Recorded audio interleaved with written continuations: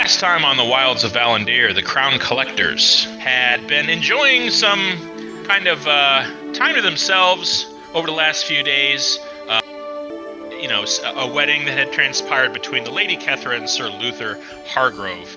And it was a very interesting and different, foreign in some regards, ceremony than what most of you are used to. Some of you have never even been to a wedding, so that was kind of cool. Some of the more civilized of you, though, were able to form an opinion on how the Hargroves get down, and certainly how the Mazirans and Lady Kethra's people like to celebrate a union of souls such as this, involving a kind of a knuckle-duster Donnybrook between you and some of the Maziran guests. It was all in good fun, or so it seemed. And at the end of it, the wounds and bruises were healed in good humor. And you got to know these people a lot better, for better or worse. And it wasn't too long after that the evening came to a close, and you went your separate ways. Many of you took some time to do a little shopping or personal errand running, and had found himself in cahoots with one of his underground artifact contacts, where he procured a strange black jewel with red veins of something running through it, and he was left pondering that while Kravish pondered some plans of his own. I don't think we actually got into the beginning of that. I think that was just an idea you had and hadn't really acted on that. So we're going to open to early afternoon at the Hargrove estate as Kravish wanders around the hallways. Well, actually, what had happened is I had made my way over to the temple as Maeven was making her way to the temple, and we just happened to kind of met up there. And I invited her to lunch, and she accepted. Okay, well, here you stand in the grounds of the Pelorian Temple. That is where we'll pick up. So take it away, Kravish and Maeven. Okay. So as we met up, I was like, oh, well met. I hope I'm not interrupting anything, but I was wondering if you'd care to join me for lunch. Oh, for sure. Absolutely. Okay, great. If I remember correctly, there's a wonderful little tavern just right up the avenue there. Let's go. All right. Near the Pelorian Temple is a network of spiderweb-like back alleys, not necessarily seedy or anything, but the buildings here can be somewhat close together. And just up the pathway, you come to a bank of kind of nicer tavern establishments. There's a couple of tall tower-like inns made of like white marble. And, you kind of make your way along a rather well-worn path lined with flowers and stone archways. On the left, as you come to a particularly elevated portion of Dane, you come to the Silken Platter Tavern and Inn. Quaint and endearing two-story cafe. It sits amongst various luxury inns, well-to-do taverns, and lavish restaurants. There are a pair of large Roman-like pillars that straddle the doorway to a French door entrance that is open and out to the public. All right. Open the door, allow her in. Thank you. Maeven, you're the first to see a little into the establishment's entrance. You're greeted at a podium by a tall, thin half-elf in a silver and black, long-tailed waistcoat and white gloves with a red double Windsor knotted silk tie. His pencil-thin mustache comes to a gentle curl over his lip, and his round spectacles sit low on his nose as he inscribes into a book on his podium. And as he notices your approach, you're passed by a pair of dark-skinned humans in well-made clothes who pat their bellies and nod to the maitre d' as they leave. Greetings. Welcome to the Silken Platter. Table for two? Please. Yes, please. Très bien. Would you like seating inside or on the veranda? It's quite a beautiful view. Which would you prefer, Maeven? Outside. Outside it is, then. At once, right this way, s'il vous plaît. He drapes a white cloth over his forearm and leads you further inside and up a white marble staircase lined with tall windows. As you emerge from the threshold, you can see the top floor of a dozen or so tables overlook a beautiful view of Dane. With a clear blue sky above you and the vines and flowers that line the roof parapet, the maitre d' weaves in and out of tables until stopping a corner table with a breathtaking view of Valor's Keep, the Palace of Dane. And what you see looks like... Oh, hold on. Did they change the way I do pictures? Here we go. Beautiful city. Beautiful, breathtaking view. He nods over his shoulder and flashes you a subtle smile and nods you to your seats. Here we are, madame and monsieur. Your waitress shall be with you shortly. Please enjoy your lunch. Thank you. Thank you. Well, it's good to finally be able to sit and talk with you some. Through so much of our travels, I've noticed you meditating. I've been loath to want to interrupt anything there because, frankly, I know so little about your monk and order. Yeah, I tend to be pretty private. It's just habit over the years. Well, let me start, if I may. Let me ask, what's a nice Denisian girl like you doing so far out of Soldanus? Would you believe me if I told you that I didn't know? Yeah, I would. You strike me as the kind of person.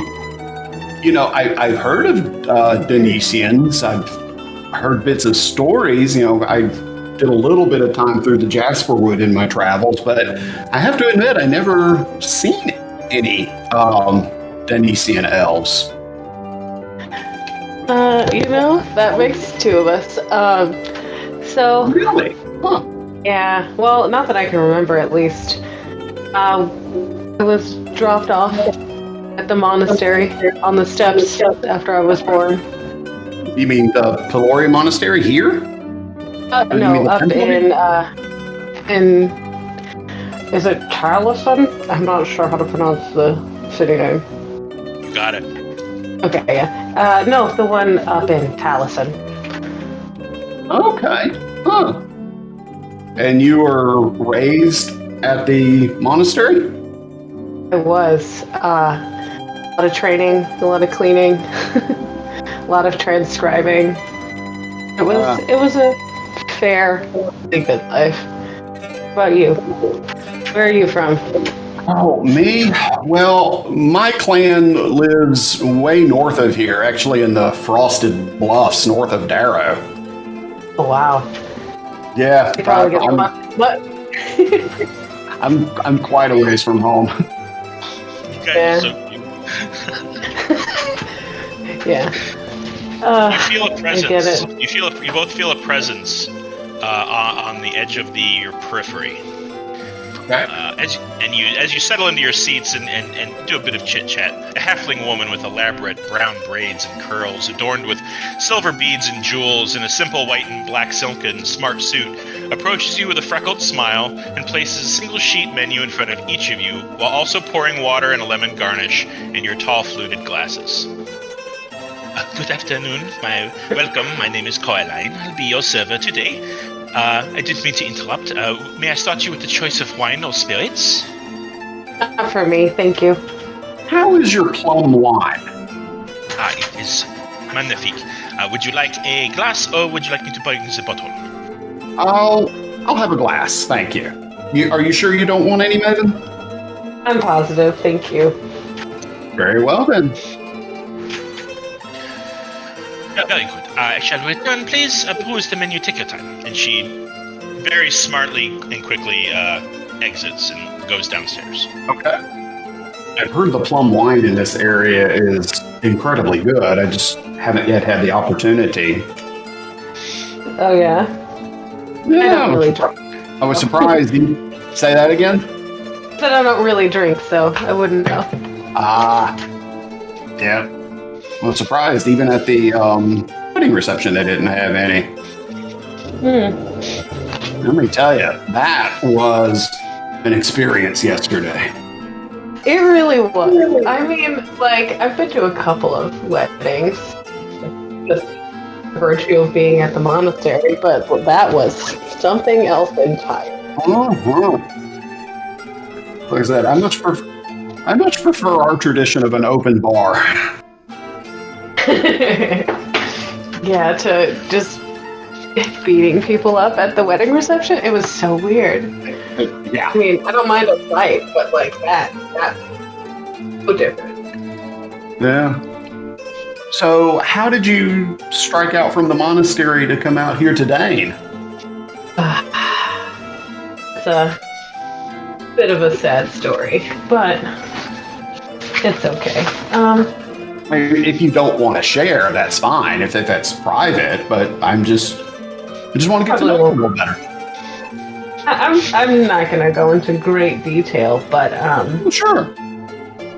like, so being a Denisian and being the only one being different is very normal for me. It's not normal for all the other kids at the monastery. And while they weren't outwardly cruel for the most part, there's bullies everywhere, but it's pretty exclusionary, I guess. Pretty lonely. And until one day, a very nice, very pretty drow girl put up at the monastery.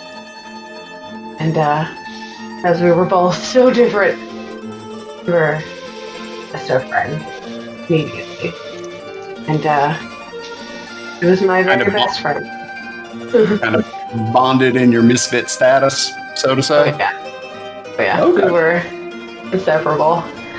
And then we went on a small errand to the shrine outside of Taliesin, and she didn't make it back. Oh, I'm so sorry to hear that. Thank you. It's pretty hard, but after that I couldn't stay anymore, so I got out, came to Dane, and well, the rest is history. Oh, okay. Again, I'm sorry for your loss. Thank you. She was a great person. I can relate to feeling like the quote unquote fish out of water. Some of my early travels when I left home felt kind of similar to that. Yeah. So. Yeah. Tell me about your. Coraline returns about 5 seconds later, as there's a little pregnant pause between you both, and brings a bottle of wine and pours a glass for Kravish, refills Maeven's water, and she says that our specials this afternoon are an orange crusted pheasant breast with triple berry salsa, a crown of pork ribs on a bed of Savaline field long grain rice, and a simply delectable white truffle mushroom soup, one of my favorites. Would you like to ponder the menu any further, or are you ready to order? I'm ready. Are you ready? Sure. Take the soup, please. Of course, you will love it. It's crisp and warm and fills the belly. It's wonderful. I also bring out an order of our bread as well. For you, sir? I'll do the pheasant. Ah, wonderful. It's got a very bold flavor and a crunch around the edges of the meat. It's simply wonderful. And it comes with a house salad. Not sure if you eat roughage, but you'll enjoy it.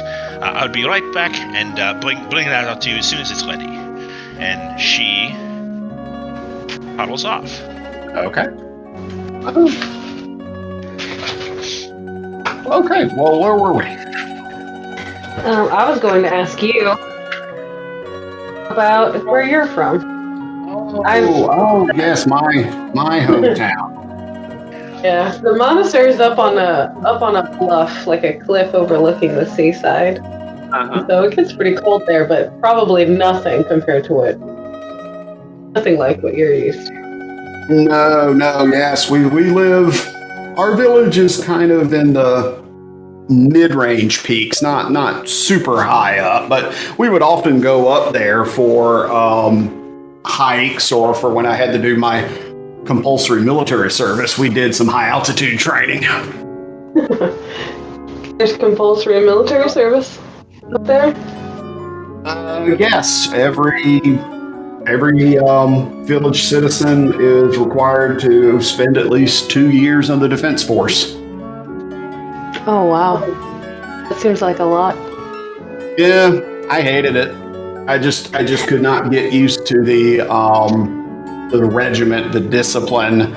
Now, one of my brothers, Hrothgar, he loved it. He's stuck with it, and he never fails to mention anytime we talk on how poorly I did and how well he did. Ugh. So having siblings must be really difficult. Yeah. My mom, I was the oldest of our clutch. Mom did kind of dote on me a little bit extra, being the firstborn. At least until my sister was born. Yeah, so my father, he's actually a former bard. He's where I get a lot of my inspiration from. He was a traveler, storyteller, and my mom, she is the daughter of a relatively well-to-do fur merchant in our town. Oh wow. Yeah, they run an antiquities business together. Oh wow, that's pretty awesome. Yeah, mostly books and artwork. I can remember some of my early days reading some of the texts, sitting in the candlelight there in their storage cellar, reading some of the old epics and tales. Yeah. Yeah, home life was actually pretty good. It's rather weird, I should say. You hear about so many travelers or adventurers with their paths, and I honestly have to say I actually had a pretty good early life. I don't mean that in any kind of insulting or derogatory term. I'm terribly sorry it came out that way. It didn't. You're fine. Coraline slips in a loaf of sliced bread with a little tub of butter, makes her way away again.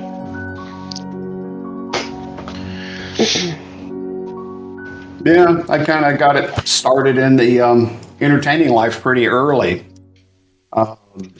Everybody seemed to comment on how I inherited my father's gift of phrase and song, so I kind of got an early start singing in bars and acting and doing local community theater. Yeah. My clan tends to be known as being a little more exuberant than other Silverborn clans, so, singing in taverns and rabble-rousing and such was all perfectly normal.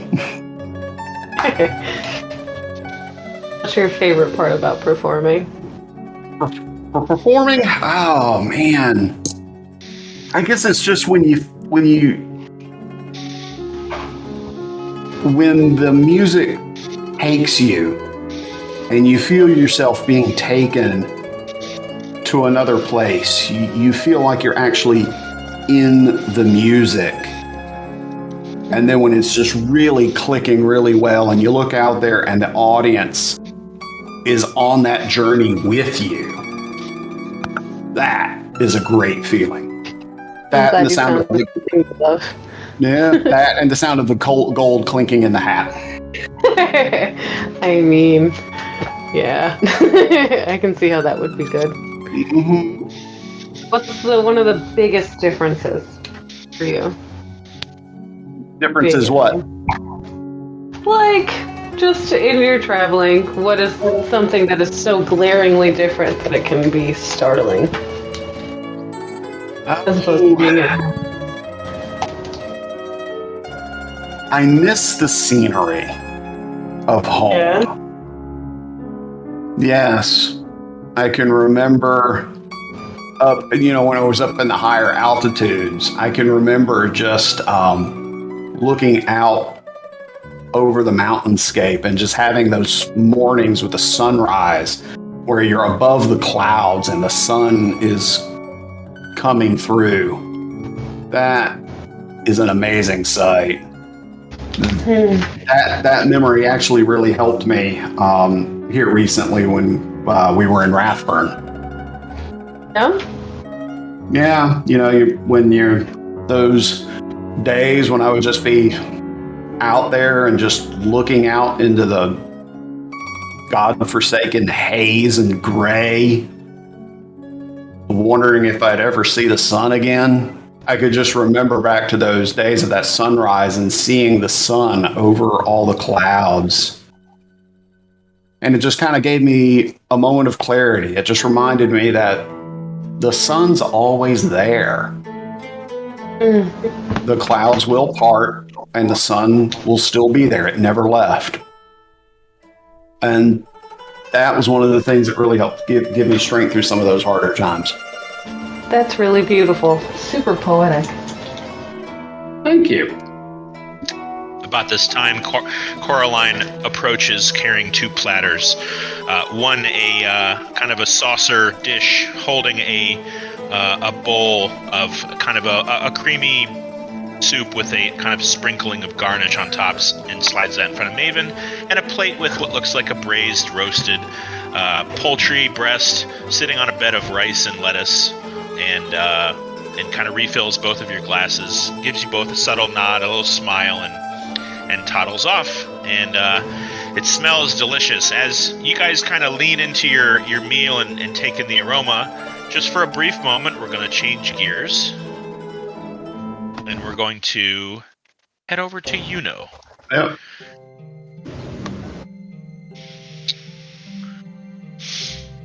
So Yuno, you are sitting. It's about the same time of day, a little later for you actually, because this is all going to kind of end in the early to late evening. And you sit there pondering this stone. It's about the size of a coin. It's an oval shape, cut, faceted, black stone crystal structure with these veins of red running through it. Did you stop talking or did you cut out? Oh, can anyone hear me? Yes. We can hear you. Can anyone else hear the DM? I cannot. Speaking. Nope, I can't. I think He's the gone. DM's out. Yeah, he's out. He's not in. Oh, there he is. No, I can't hear him though. Nothing. Joe! Come back to us! Is this where we just get to, say random shit and make it be true because he's not here? Freestyle. Yes. Quick, everyone establish canon right now. We have 1 bajillion gold. We have all the gold we will ever need. Yes. I have found magic hand wraps that go under the gloves so I can wear them at the same time. That means that anytime I hit, Hello. it There's Joe. There's Joe. Yeah. Someone started knocking on my door and wanted to talk to me, and I'm like, I've got something going on here, guys. Sorry, Yeah. I cannot talk. Goodbye, goodbye, goodbye. Click. Really sorry. This actually never happened in all the time that I've been DMing. I've never had someone knock on my door while I'm in a game. Super weird, super awkward. Sorry about that. The last I left, Yuno was talking, but then I heard Maeven and Kravish going. Were you guys in the middle of something? No, we were trying to see if you were still... Okay. Yeah, I'm here, I swear. So... you're up. I'd like to do a history or arcana check on the gem to see if it matches anything that I might be familiar with from, old stories or, a little bit of a rundown. Both. Give me one right after the other. That guy was super rude, 18 too. on Arcana, 22 on History. All right. And was that guy mean to you? Should I go tell him to F off? Well, he was just kind of like, I don't want to leave. I want to talk to the guy who pays the bill. And I'm like, go away. He was not mean. He could talk to me, but I assure you that it's not gonna end any better for him talking to me. So, you don't recognize this stone. You do not recognize the material. You've never come across a black onyx crystal with red veins running through it, and they're kind of spider-webbed through the stone, and kind of like a turquoise has little spider-web veins of black running through it. But this does give off a magical essence. You do spend the time to cast Detect Magic and Identify, and there's no real school of magic that emanates from this jewel. It just has a raw magical essence to it. And you've only ever seen a magical stone like this in one place only, and that is you saw what looked like kind of a mirror with little jewels around it that looked decorative at first. And that was in the fortress of Dias Mordrin. All right, I'm going to write down my observations on that then. Almost feel like when you turn away, almost have this eerie feeling that it's not someone's watching you, not that strong, that you're observing this stone and perhaps it's in some way observing you. I don't get the feeling that you're being watched, though. It's almost like when you move away from it briefly, you can feel something kind of nudging you to want to look at it again. That's all. Is now possessed by rock ghost. Maybe. But it is very intriguing. I would say that you sort of have a hard time because you're handling it. It's not dangerous to touch. It's not like it's not irradiating gamma radiation. It's just a simple stone, and you're having trouble not kind of twiddling it between your thumb and forefinger and fidgeting with it a little bit. Put it in your pocket or in a pouch, and you kind of hold on to that pouch. It kind of feels comfortable, like you've got a new fidget spinner or something. And, you can put it down and walk away from it. It's not like you're addicted to it or something, but you just kind of like having it in your hand. So, we're going to find Baranor stringing his bow, sitting on the property of the Hargrove estate, staring at a target that you've set up at the other end of the property, and kind of sitting on a bucket in sort of play clothes, like kind of they're nice, but they're play clothes, is Reese and one of his cousins, because it appears that some family are still kind of stuck around, and from the wedding. And one of her younger cousins or something are kind of playing with a rock on the ground next to him. Axton is about 5 feet away, and he is looks like he's sharpening your halberd or your sword on a stone. The three of you are just kind of chilling out at this part of the property right now. Question: do we know how far away the free-for-all is, days-wise? It is so tomorrow. Right now you're at the mid-afternoon, mid-evening, or early evening. It is tomorrow morning starts the hand-to-hand, right? Which some of you have seen as you're making your travels around town. Flyer looks like that. That is tomorrow. It goes on pretty much all day. Then that evening, is a day of either celebrating or drowning your sorrows or healing, And then the next day after that is nothing. There's nothing going on of interest. And then the day after that is the free for all. The downtime day is also the chariot race, but none of you have entered that or gotten ready for that. So you're looking at 2 full days after tonight. Yeah. For the free for all. 2 more days? Okay. Yes, sir. All right. Axton, you ready for this free for all? You're doing it, I think, right? I'm in. Yeah.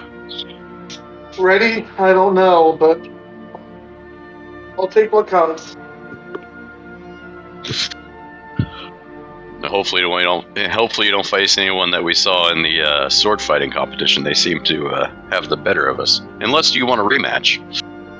I don't know. Maybe you take on my opponent and I'll take on yours. Well, I'm not taking on anybody in that. I'm not doing it. But you, I'm sure, have a score to settle with your relative. I'm not sure. I'm not even sure how that works anymore. I think he's like my great nephew. Something like that. Something like that, yeah. Yeah. And just for the record, anybody can join the free for all. There's no I know. There's no limit.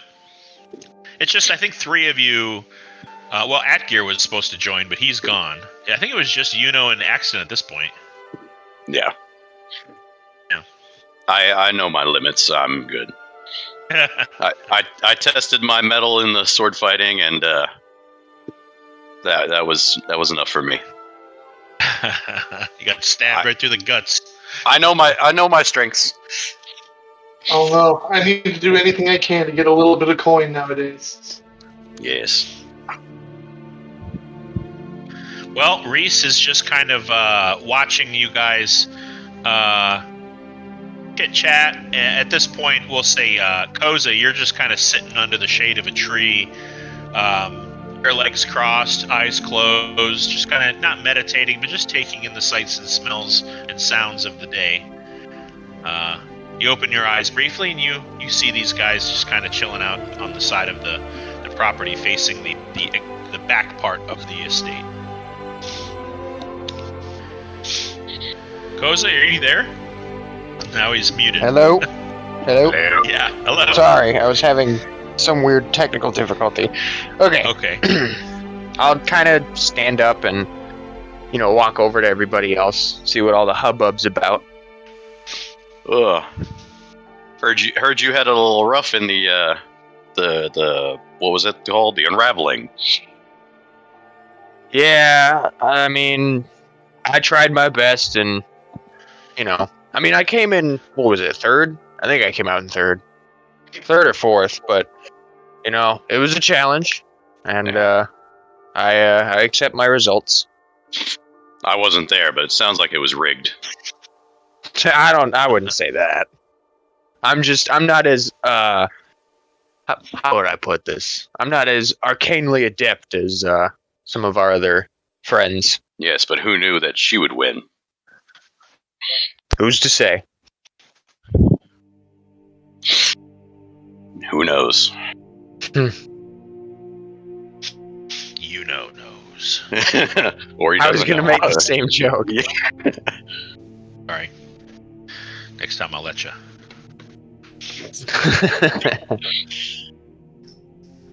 That was a good joke. Good joke. Yes, 10 out of 10. I mean, you told it. Kravish and Maeven, as you settle into perhaps a 2nd or 3rd glass of wine, a wafting melody on the wind from a street-side lute performer dances over your senses, leaving a sweet and yearning feeling on your hearts. Your places have been cleared. Your meal was like anything either of you have ever eaten before. And you can see the sun starting to get a little low in the sky. It looks like it's approaching about maybe 4 or 5 in the early evening. Well, that was delicious. The server was correct. That pheasant was delectable. I couldn't help but Forgive me. Again, forgive my forwardness, but as you took your jacket off, I couldn't help but notice some markings on your back. I thought we had healed up from some of our recent battles. Is that something that you incurred during our time with us? No. Long time ago. Gotta be 50 years now, ish. There was a small boy who wandered onto the archery range while we were doing our training for learning how to deflect missiles. And, well, I couldn't let the 3-year-old who toddled onto the archery course while they were firing arrows. So I jumped on him and covered him. And I don't know how many arrows I took. I passed out. I woke up a few days later. That was one of the things that really solidified for me that being in service to others was something that I needed to do in my life. You continue to amaze me more and more as the hours go on. Is that a good thing? Well, yes, because the bar was set pretty high from the get-go. I mean, I was struck, even just when we first met you in your training, I was struck by, you almost looked like a master dancer as you were in your training. And then when I saw you against Blaylock, I was like, okay, this is someone special. So sweet. Yeah. Thank you. Your self. I know this sounds weird, but your self-reliance and your steadfastness, it kind of reminds me of my mom a little bit. Really? Well, she was the one that gave me the confidence to strike out in the first place. Even though she did want me to wait till I was older before going. So, speaking of your mom... Yes? Did she give you your name? And then you changed it and changed it back? What's that about? What the fuck is up with that? Yeah. No, my given name is Kravish. That was my given name. After the unfortunate events in Brackenshire that forced us to escape into Rathburn, my youthful idealism had been severely shaken. I'd felt that I had dishonored my clan and myself by getting involved in such an activity. And so in my unsophisticated naivete, so to speak, I felt that everyone in my family would just be better off thinking Kravish dead, as opposed to having to deal with the dishonor. So I took on the Sazaros identity as just kind of a means of burying Kravish. Apparently that didn't work out very well, as the Onyx Order demonstrated. I have a hard time believing anybody would be so dishonored by you that they would prefer you dead, especially your family. But I don't have a lot of experience with that, so... Yeah, well, you're right, because about a week or so ago, I got this, and I pull in my vest pocket and I pull out a letter. Like, when I entered into Rathburn, I had written a letter to my family, basically announcing what I had done. And both of my parents sent me some notes here. My father, pull out a separate sealed envelope. This was a private message from him in which he regaled me with some of his misadventures when he was younger. And with just a friendly reminder that the path that I have chosen, this adventuring lifestyle, is wrought with misfortunes. And that's just part of the gig. You want the glory and the tales, be prepared to, face some unfortunate circumstances. And then my mom comforting me as well as giving me a nice matronly swat on the bottom. Reminding me that, no matter what, I'll always be her son, and that the son that she taught was not one to run away from problems, but to work the problem and get through it. And so... Yeah, it's so cute. I love it. That's adorable. And so between that and our recent defeat of the Breakers, that kind of just all melded together and made me feel like it was appropriate to take my birth name back. Are you happier with it back? Oh, yes. I'm so happy to be me again. Yeah. I'm so happy to be able to feel unashamed of, stating my clan affiliation. Yeah. Are they well known? In the Northland, yes. My, like I said, we're all a bunch of, rose entertainers, storytellers. There's actually a story involving elves in our kind. Really? Yes, there's actually history between elves and Silverborn. That's pretty cool. Didn't know that. Yeah. Maybe sometime I'll tell you. I'd like that.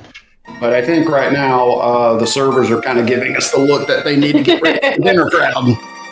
Probably. Coraline does return. She kind of slips you a little piece of paper. It's just for 7 GP. That's all it says. And okay. After a moment, she's very, by the way, Coraline, very good at kind of giving you guys your space, not walking up to you while you got a mouthful of food, be like, "How's your food?" And you're like, blah, blah, blah. She definitely knows what she's doing. It's a nice restaurant. You get the feeling that these people either have worked their way through the service industry to be here, or they just have a natural talent. And she takes your as you pay for the meal. She takes your gold, and I pay 7 gold and 5 silver. Right down. Yeah, she pockets it all. She gives you a very deep nod. Thank you all for visiting the Silver Plateau. Please return. The dinners under the twilight sky can be absolutely breathtaking. You both have a wonderful evening, and please let us know if there's anything else we can do for you on your way out. Very well. I pick up Maeven's coat and kind of drape it over her shoulders. Thank you. I'm gonna head back to the warm and monastery comforting tingle. Oop, sorry. Go ahead. I was like, I'm gonna go back. No, stop. Okay. I was gonna go back to the monastery to meditate for a little while. Wanna give it a try? Meditate? Yeah. Sure, why not? Try anything once. Twice is free. It'll be fun. It'll be fun. If you can turn your brain off. Okay. You don't sound... A warm and comforting tingle lingers about your limbs as you walk arm in arm back along the side streets to the Pelorian Temple, taking the lazy and long scenic route to take in the finer sights of the city along the way. Is there anything anybody else would like to do before the night comes to a close? Speak now or forever hold your peace. As we're walking, some of the flowers along there, I pick like an orchid and give it to her, to Maeven. This is gorgeous. Thank you. You're very welcome. Sunset falls into twilight. The two of you find a quiet corner at the Pelorian Monastery. the rest of you kind of settle in for the evening. It's not quite bedtime for most of you, but the night kind of comes to a natural and eventual solemn conclusion. You all eventually find your way back to your beds, turn in for the night. Day finds you all, and Maeven, while you don't require sleep, you found yourself kind of spellbound in a way, also focusing on what's going on the next morning, and you actually did fall asleep at the latter hours of the night, to the point where you hear someone pounding on your door, and you hear Baranor, you noticed that she wasn't awake, and it's kind of getting close to game time right now. Maeven, hey. Yep, I'm awake. What do you want? Doing the Anna waking up in Frozen. Yeah. Don't you have a appointment today? Is it an appointment today? Yeah. The tournament. The tournament. Let's go. Perfect. There we go. Thank you.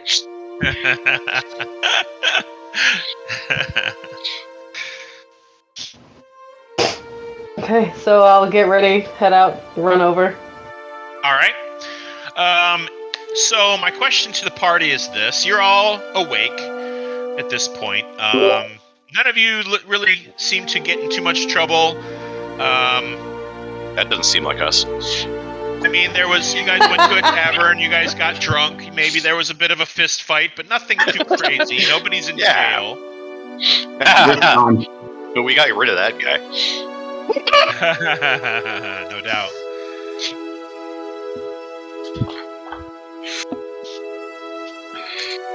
So what time of day does the tournament begin? It starts at 9 a.m. It is an early rise because monks get up. All right. Yep. I'm going to say Koza's definitely asleep still. Oh, yeah. Koza, is notorious for sleeping in super late. You monks are morning people. Yeah. Some things that we may want to consider looking into today, if we're not going to the tournament, would be looking into getting some copies of the Stonehelm Keep Key and pricing some laborers. We're hiring staff now? No, we need people to clean out that place. Waking up. There's got to be Kenny's brain going, There's got to be a D&D equivalent of Home Depot around here. Yes, there is. Christ, I hate you so much. Wakes up and casts alarm as a ritual for Arcane Ward.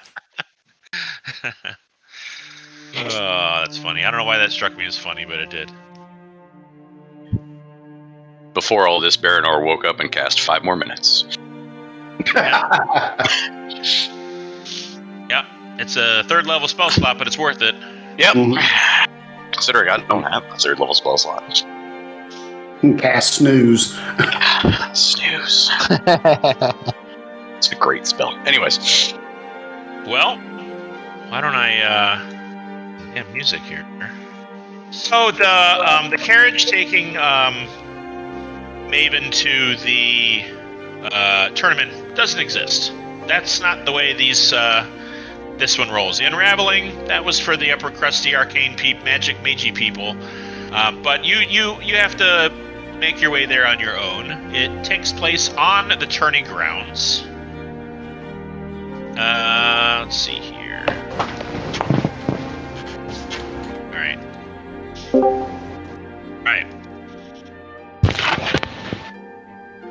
Hand-to-hand combat competition, or the Fists of Fury of Contest of Champions, as it's advertised on the flyers all over the city, takes place at the tourney grounds, where the circular arenas used in the sword fighting competition have been replaced by bamboo bottom square rings. Each square is surrounded by spectators and judges, as preliminary matches see fighters of every style and discipline clashing head-to-head in a cacophony of fists and feet cracking into flesh and bone.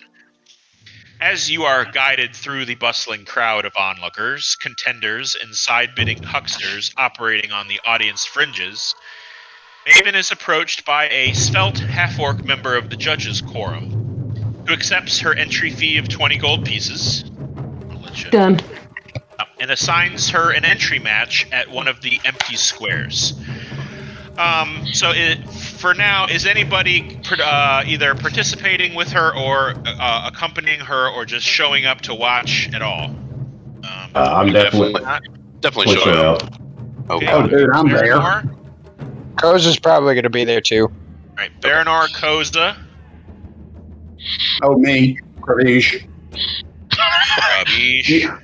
You think I'm gonna like stand her up after yesterday? No, I'm right there with my Maeven #1 T-shirt on. Cool. I mean, you could just drape your nifty cloak over and do that. Since he was lame, he wants to watch as well. Okay. He wanted to place a bet, but couldn't find anybody. Sorry? I said he wanted to place a bet the previous day, but he couldn't find anybody. Well, these guys are out in the open. You don't have to look for a side hustle. This is one of those things that is pretty typical of a public event like this. So you do see a kind of a chalkboard, and there's people writing, scrawling numbers across with odds and payouts and things like that. Maeven, do you feel confident that you're going to win this? I would say yes. Okay. Well, She should feel confident. I'm going to put coin on you. And I'll sponsor it. Awesome. Oh, well, how much do you want to put down? I'm going to look at my character sheet, see how much money I have. I'm going to put 125 gold. All right. Oh, yeah. Even kind of is sort of well known in Dane, not super well known amongst the entire city, but the definitely the monastic martial artists kind of know about her, and her name garners a 3-to-1 payout. She's not so unknown that it's real low odds, but there's definitely other people on the board with higher odds than her. Perfect. Just what I wanted. Thank you. Okay. Is there anybody else wanting to do anything before we kick this off? I'm gonna go ahead and put 10 on Maeven. All right. Am I allowed to wear my gloves? Yes, you might want to ask. What we're going to do is I'm going to move everybody to the first map. And what I need everybody to do, this is a little unorthodox, is I need everybody to roll initiative on your own so that nobody can see it, and send me a DM of what you get. Everybody in the party, go ahead and roll initiative for the character that I provided for you. And send me what that number would be. You can do it as a DM. I think that's probably the best way to get that done. Me too, or...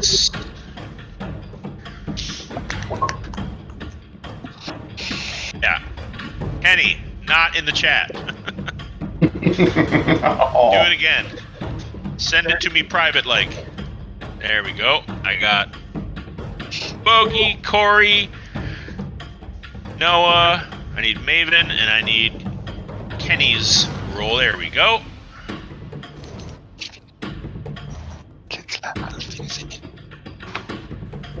Noah, stop whispering with your mic on like a weirdo. I'll hear you, Noah.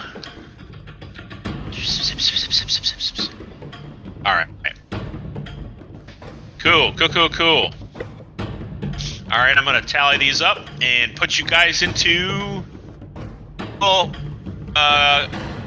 you guys into individual fights. Just so that I'm clear, it is all hand to hand. No, nothing else. No staves or anything like that. Staves, I guess, is the proper word. But also, am I allowed to wear my gloves? And can I use magic?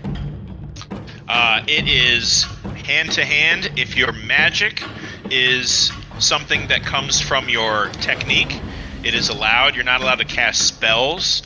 And you are allowed to wear something on your hands. You do see people wearing these kind of elaborate knuckle duster kind of rings, or someone's got a straight up pair of steel gauntlets on. So it looks like you're going to get hit with things besides just knuckles.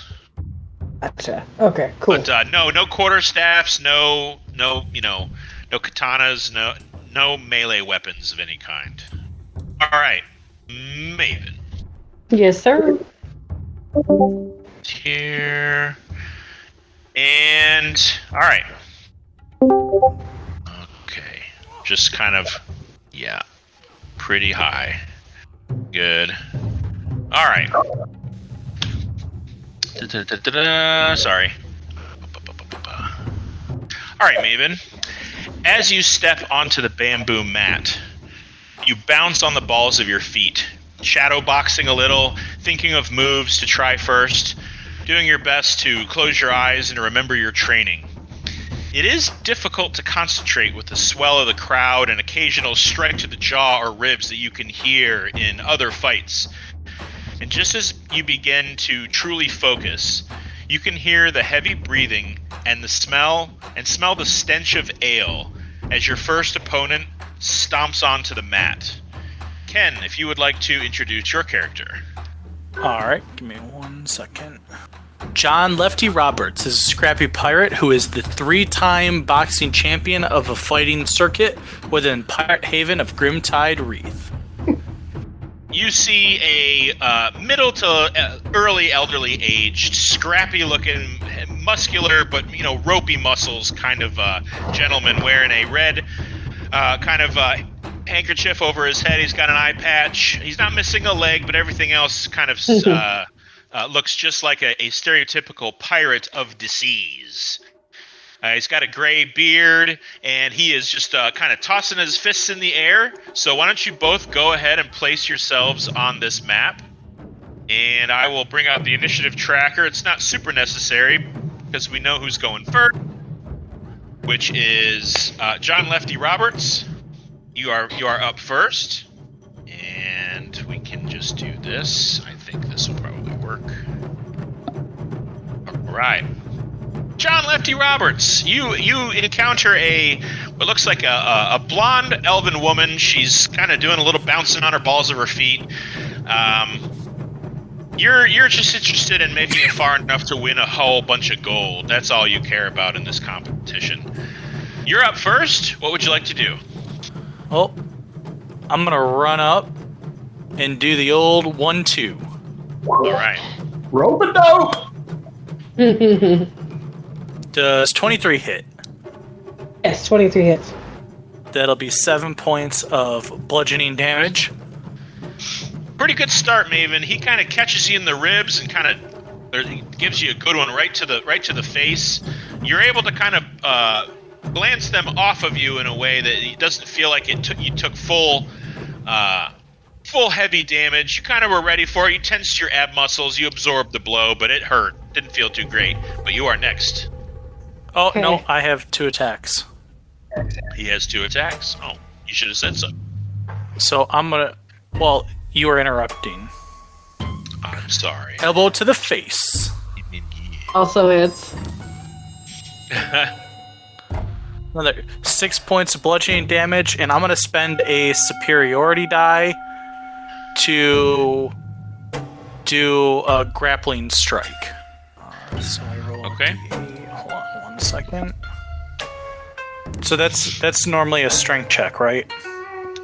Yeah, if To you grapple? click on your character sheet, the attack or whatever the thing, it should have a little explanation next to it that you can put in the chat or you can read yourself. It just says Just as you grapple as a bonus action and add your superiority die to the check. But it doesn't say what the check. Well, I think grappling is just a strength check for sure. No, let me do that. So you can roll that. If you grapple her successfully, you can add that superiority die's damage to your 6 bludgeoning. Yeah, it's not letting me roll in there, so I'm just gonna roll 20. 17 plus 4, 21. 21 to grapple. Do I roll? I think that's an opposing strength check. Okay, well, there's no way that I can roll 21, so... Oh, wait a minute. A grapple's a strength check contested by the target's athletics or acrobatics check. Cool. Unless this is a different type of strike. Tested ability checks. Yeah, you don't roll against AC. Your target rolls opposing ability checks to see if you succeed in your grapple. So, whoever rolls higher.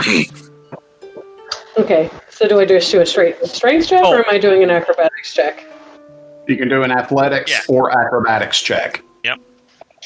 That's 25 for acrobatics. Ooh. So, hold on. Nope, because I'm gonna put this in. Yeah, and it adds the superiority die, which I didn't do because you told me that was added to the damage. So, hold. Yeah, so sorry. 17 plus 4 is 21, plus 7. So that's 28. So you are now grappled. Right. So he's got you. He's got you in his grips, and you're trying to break free so you can do it. Maybe a flip out, but he's got a hold of you pretty tight. Moving on, we are going to go to a different map. God. Where you see Bogey and Noah. If you would both like to introduce the characters that all of you who are spectating, see step onto a fighting square. Hello, Bogey and Noah. Hey, I got you. Can you hear me? Yep. Okay. Sorry, forgot I was muted. Yeah, both of you. Everybody's forgetting they're muted. Stop forgetting you're muted. Sorry, my headset is able to mute, so it's a little weird. Anyways, all right. So you see a turtle monk, pretty young, 17 years old,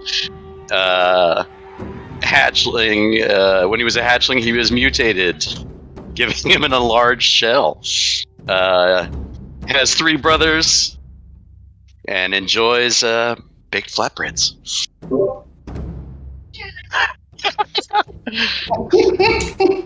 This is great. Okay, so you see a small, gender fluid dwarf with fire red hair and these, big poofy sideburns. Just kind of wobbling back and forth. They've got like a big gourd filled with some sort of liquid in their hand. They're just they look like they're about to lose balance, but you can tell it's all intentional. All right. The turtle is introduced as Leo. Yes. The Sorry, dwarf is introduced. The dwarf is introduced as Astrid. They look like that. And Leo the turtle, you rolled higher. You are up first. All right.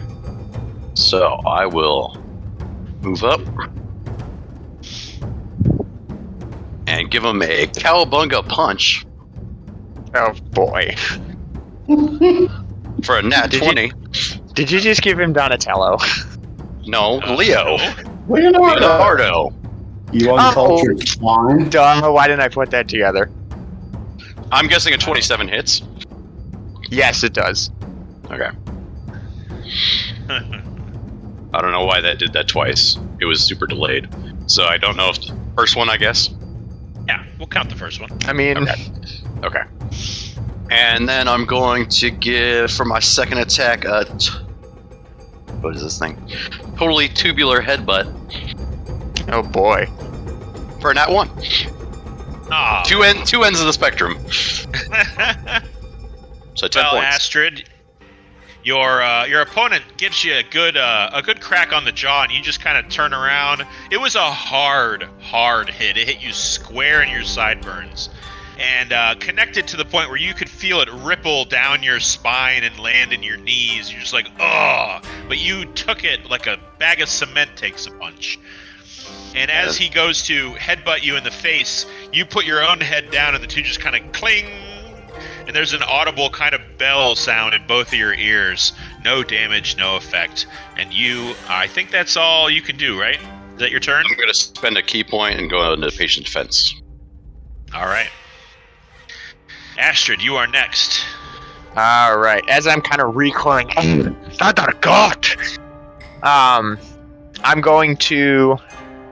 going to rage as a bonus action.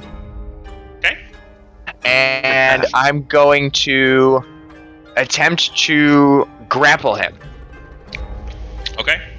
Which, that is a strength check on my part. With a nat 1! Oh, jeez. Well, you didn't click it in the chat. Oh, okay. Or are you just using dice? I'm just using dice. Okay. We can keep the one if you want. I mean, I feel like that would be funnier. So we're going to keep it. All right. Does that count as a missed attack? Yeah. All right, I'm going to use my, what is this? Turtle and a half shell. And you're going to make a strength saving throw. Okay. I don't know what my strength save is, though, for him. It doesn't have it on here. How would I... I would say it'd be a 10 plus your proficiency and plus your strength modifier. 10 plus proficiency and strength modifier. So 16 he has to succeed. He got a natural 20, so... I don't know why it's at advantage. I mean, but it's still the first one. Because you don't have the thing here. Hold on, I think I can do it. You have to set it properly. Okay, well that...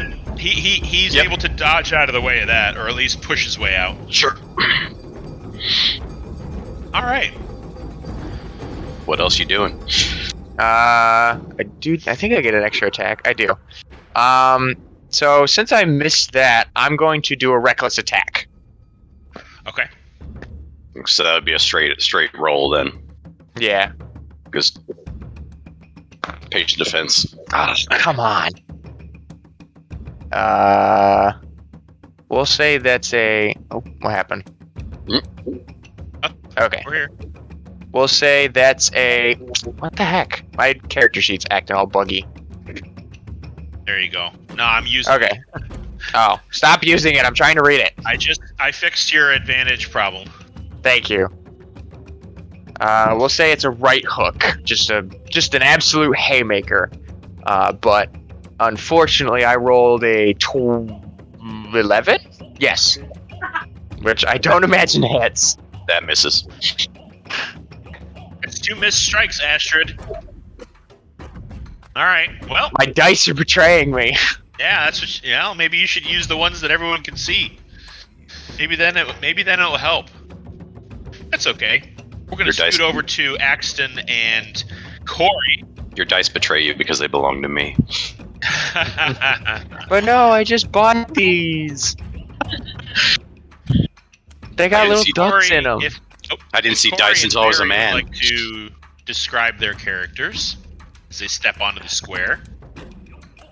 All right, whom you see before you is Maziri, a tabaxi monk of the goddess Bast from the far east. Quick, nimble, and proud of her place in the world, a peacekeeper intent on purifying the world from evil oppression. And that be me. That be you. How about you, Barry? Well, you're fighting this giant. Oh boy. Oh dear jeez. Fair advantage. I'll make a leaping kick to the crotch. Yeah.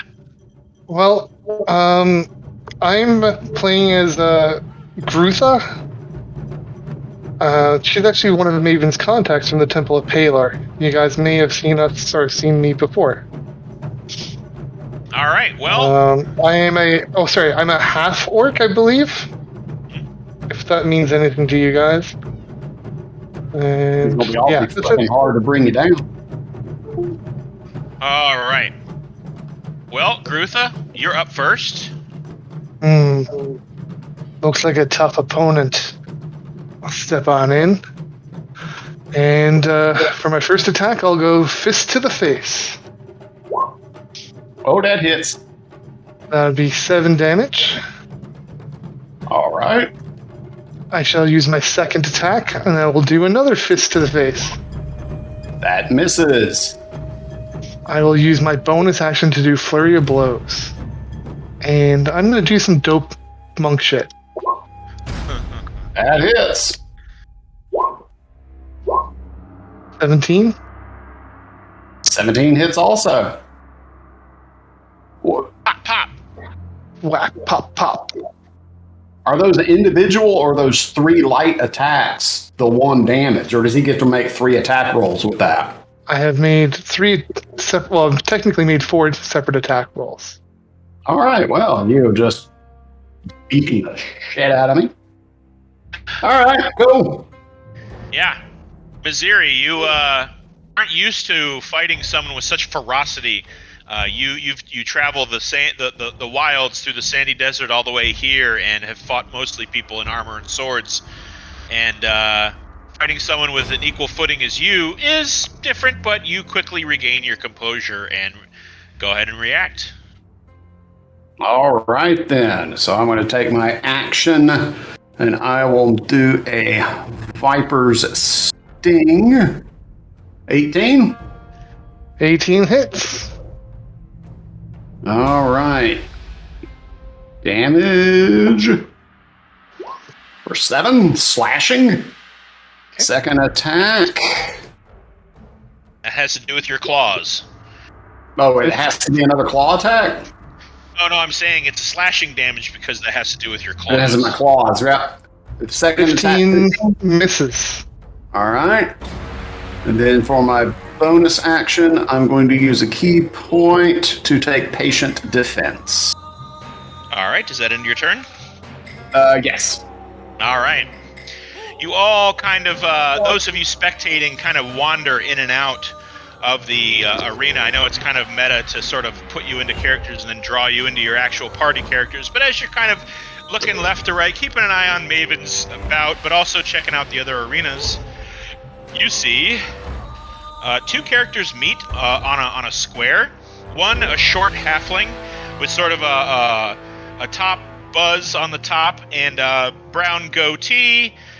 You all, those of you who were at the classic ball, you do recognize this as Nixon. He is sort of a toady or minion of Prince Victor. He was there when Prince Victor was harassing Yuno, and you see him step onto the mat. On his opposite side, you see what looks like a fawn or a satyr of very dark fur. He's wearing kind of tribal clothing. He's got these gauntlets with kind of bone spikes sticking out of him, and his long kind of impala or ibex-like horns are tipped in gold, and he wears gold face paint. And his hooves are also kind of painted gold. He sort of steps on, the two of them look at each other, and you see them just sort of dive into each other and start scrapping immediately. You see the satyr's goat legs kicking at him from underneath while the halfling kind of does a flip and lands behind him and grabs him in a chokehold and starts really struggling into him. John Lefty Roberts, it is your turn. We'll go back to you. I haven't gone You yet. are up. I haven't gone yet. Oh, you haven't gone yet? How did you not go? I don't know, like he grappled me and then we moved on to the next. Oh, my bad. You can go next then. Okay, so depending on how we're grappled depends on if I'm gonna try to like kick with my feet or elbow. Either way. Does 22 hit? Ken, that's you. Yes. You're muted. Okay. I said yes. Oh, sorry. Didn't hear ya. 11 points of damage. And if 24 hits, then... and that'll be 10 points of damage. And then for my bonus action, take one more unarmed strike. Before again, that'll be 10 more points of damage. So 31 total. And then it'll be my opponent's turn. That's going to leave a mark. Yeah. Kenny, you are up after taking that barrage of this elven woman kind of in your clutches. As you grapple with her, you're just taking strikes to the face left and right, but you're absorbing them. And it's your turn. All right. So I'm going to do the old 1-2, which is another 6 points. Then I'm going to bite their ear off. Oh, Another 6 points of slashing. People to list. And then I'm going to use my second wind and heal for 1d10, which is 8 plus 6, 14 points. Okay. And that will end my turn. All right. It was supposed to be your turn after John, so Maeven, you get to go again. awesome. Okay, I'm still just gonna barrage of blows. 13 probably doesn't hit. 13 hits. About 15. 13 hits. Okay, so 15 also hits. So it'll be 11 points of damage, and then 7 points of damage. And then... I'll just take one more hit with my attack. 12? Does 12 hit? 12 does not hit. And because it doesn't hit, I'm going to use Riposte. And I'm going to make a melee attack and add my superiority dice as extra damage. And 15 probably does not hit you. 15 does not hit, You no. are a stupid monk. Very stupid. Very slippery. All right. Anything else, Maeven? Nope, that's it. Okay. I'm good. Leo. You are up, Leo. Oh.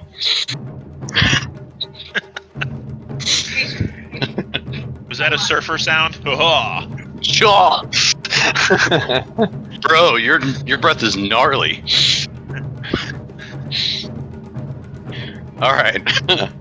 And as this such, I will do a gnarly kick, dude. 13 misses. I'm gonna follow that up with a second one. Also a 13. So miss. Oh boy. Double miss. Screw it. Flurry. I'll spend another key point for flurry of blows. All right. And go in for dope monk shit. Yep, 2 more. There we go. Oh yeah, that's 24 definitely hits. hit. All right. And another. There we go. And that's my turn. Alrighty. Okie dokie. Astrid? Alright, she kind of recoils, and you kind of see them kind of wobbling back and forth. You hear them muttering under their breath, "Gotta think Telbuin," and they kind of go in for like a low gut jab. Let's see. Nope, didn't mean to click that twice. We'll take the first one. Sure. Does that hit? That definitely hits. Okay.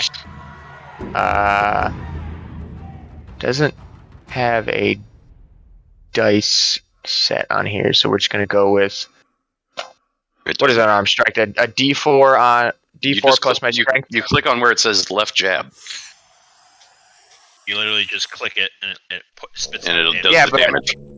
No, in the chat you click it. No, where it said on the actual On chat. the chat, you click the word left jab under that first Oh, I one. see.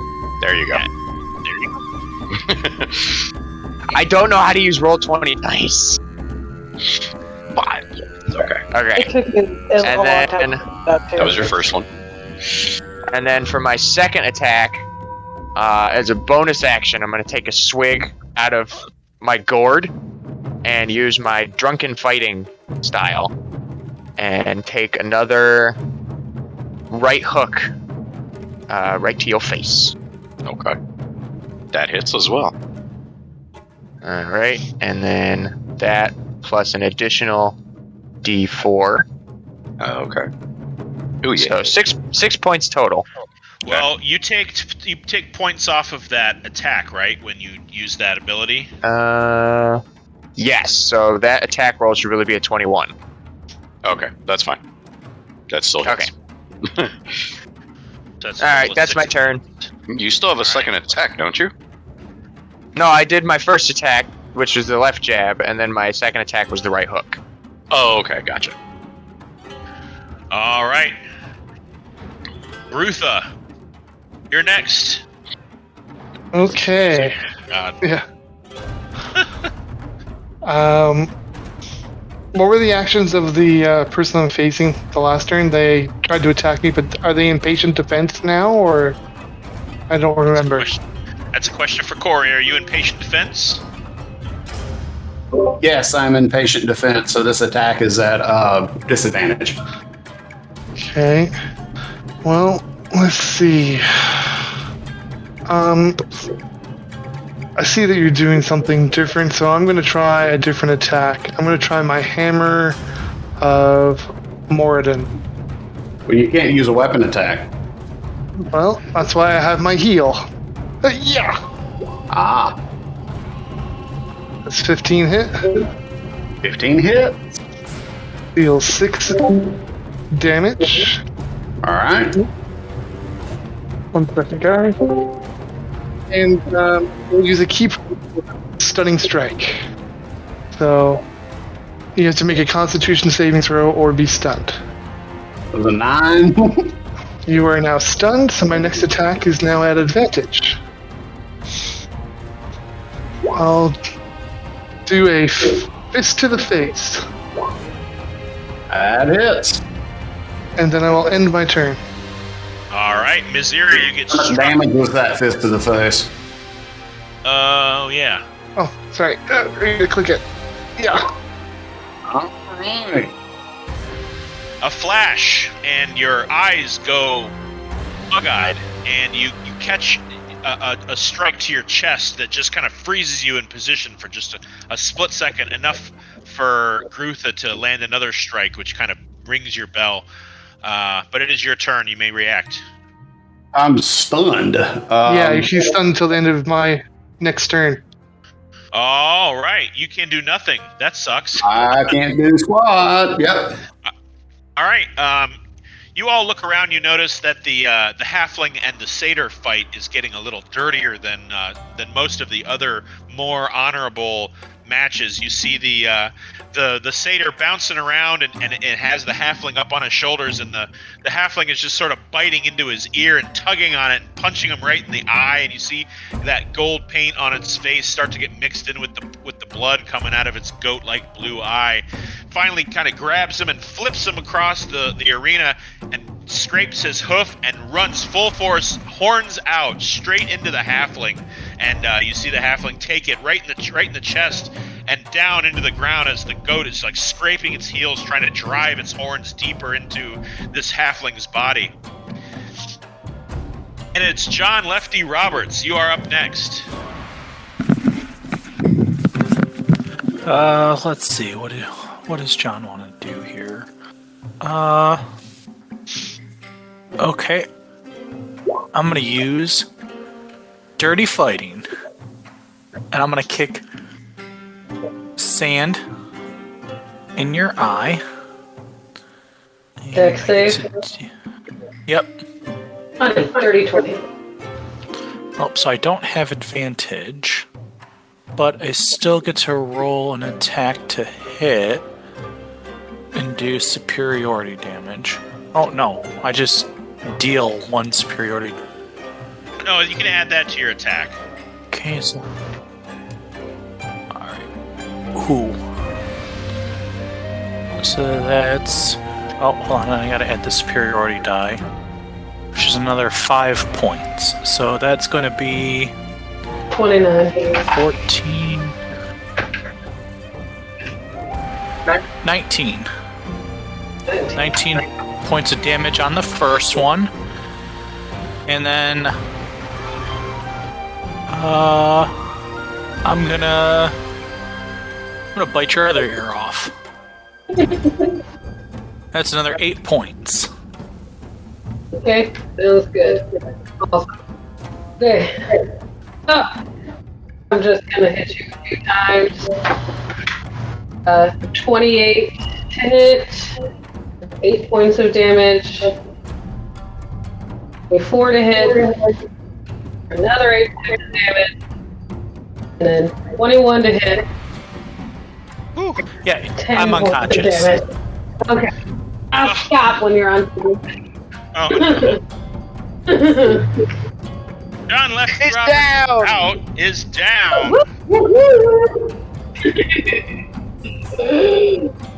Right. Molly. All right, well, you see the crowd around Maeven's just sort of gather around the two of them and hoist Maeven's arm up. John Lefty Roberts, the pirate, lays unconscious on the ground. There's a little pool of blood kind of erupting from his beard. And you notice that he's got a couple of teeth missing. You're not sure if those were missing originally or if this is something Maeven did to him. But in all the commotion, they drag him off and kind of slap him awake. He just sort of looks bleary-eyed from side to side, wondering what the hell just happened. All right, Leo, you are up. All right. Do this. All right. Just because we haven't moved in a while, I'm going to move over here and do a totally tubular headbutt. Oh no. Oh, man. 16 probably doesn't hit, though. Oh no, that hits. Oh, that hits. Okay. For 10 points Oh. of bludgeoning damage. Jeez. Take one to the dome, bro. Right I'm in a my fault. dome. Follow that up with a cowabunga punch. To the face. And that one misses. That one does not hit. Yep. And And smack to the pizza hole. I love it. yeah, that's going to end my turn. All right, Astrid, you're up as he smacks you in the face with his head. You can feel his weird turtle head sweat. Makes you feel a little. Alright, well, when he cracks me in the dome, that's going to cause me to fly into a rage. And I'm going to do another reckless attack, which gives me advantage. So that's a... Did you do that last turn? Yeah, he already raged. What? Oh, did you do Yeah, but- reckless yeah. attack last turn? No, I did drunken fighting last turn. Ah, okay. So that's a If he's 15. raged, doesn't he get resistance to damage? Doesn't he? So Yeah, you should be 15. taking half of bludgeoning. I wasn't raging until after he hit me. No, I thought you that raged last turn. was Yeah, that but was Raged first turn. Hold on. I didn't hit anything after I raged, so that cut it off. You got hit. Oh, that's right. Yeah, if you take damage, If you take damage, it counts. Yeah. Oh. Yeah, only my Okay. first attack, the first turn would have been. Okay, Yeah, so... or during the round, if you are hit or you hit something, that keeps it going. Okay. So you're a lot better off than you think you are. Alright. Well, I'm gonna add... you know what? We'll carry that going forward. Alright, so 15 plus 8. I'm gonna headbutt you back, by the way. All right. hey, Plus 8, that's a 23 to hit. That hits. Alright, so that is a d4 plus my strength plus rage. So that's 3 plus 5 plus 2. So that's 9 points of damage. Or no, 10 points of damage. And then for my second attack, I'm going to left jab you right where I headbutted you. Okay. Which, that is not reckless. That still hits. Alright. 5 more points. Okay. And that will end my turn. Actually, shouldn't that be 7 points? Yeah, Yes, aren't you supposed to add because strength rage. to all these? What Oh, does you this did add do? your strength. You rolled a 0 plus 5? That doesn't make any sense. That doesn't make any sense. No, I have to look at your character sheet. I think you've got... Am I being gypped out of damage? Well, No, I don't know. I told everybody to go in there and check your damage. I guess you didn't do that. I've been busy. Uh-huh. It's damage 1d6. What's going on? Oh, are I'm you just looking at it, too? I'm clicking left jab underneath the thing. It says attack. What do you keep doing that for? Hold on a minute. Can't both look at the same time, I guess. You hold on a minute. Damage is 1d6. Oh, it just says plus strength. Yeah. I don't get why it doesn't automatically put it in. All right, when it's not your turn, no, you need to go into the damage of all of your attacks and add 1d6 in there. Okay. But so you go ahead and roll a 1d6 and add it to 5. That's what it should have been. Okay. Boop. Come on. There we go. Okay. So that's really 11 plus 2, so 13 points of damage. And that'll end my turn. Radical. Yeah, go through all your damage and all your attacks and fix that up. All right, Okay. Rutha and Missouri.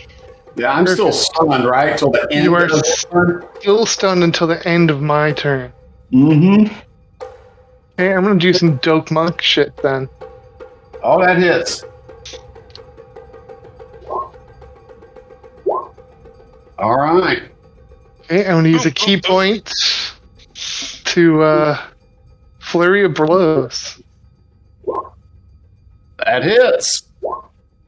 And I am unconscious. Oh! Missouri out for the count. Just too much. Too many good hits. All right, well, about this time you also notice that the halfling has choked out this black-furred satyr to the point where the satyr starts to look like it wants to tap on the halfling's hand and kind of tap out, and the halfling just sort of hangs his foot over the thing's hand so it can't move, and just puts it right out until it's unconscious. Stands up. Yeah, all right. Anyone see that? All right.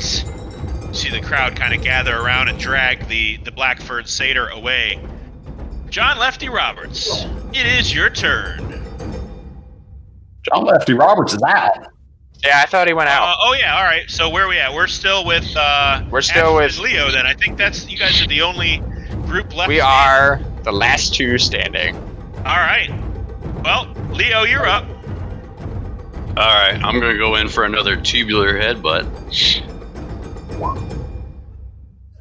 Nope. Miss with 1. I'm just gonna rear back and do it again. Nope. Oh. All right. Flurry of blows. Gnarly kicks. 14. That just hits. Oh. All right. Second one of those. That one definitely hits. 9 more points. Oh boy. So that what's half of that? Half of 17. 8. Oh, 17 be 7, right? 8. 8, yeah. 8. Okay. Got it. Yep. And that's my turn. All right, Astrid. Alrighty. I am going to try and get around you and try to grapple you. Okay.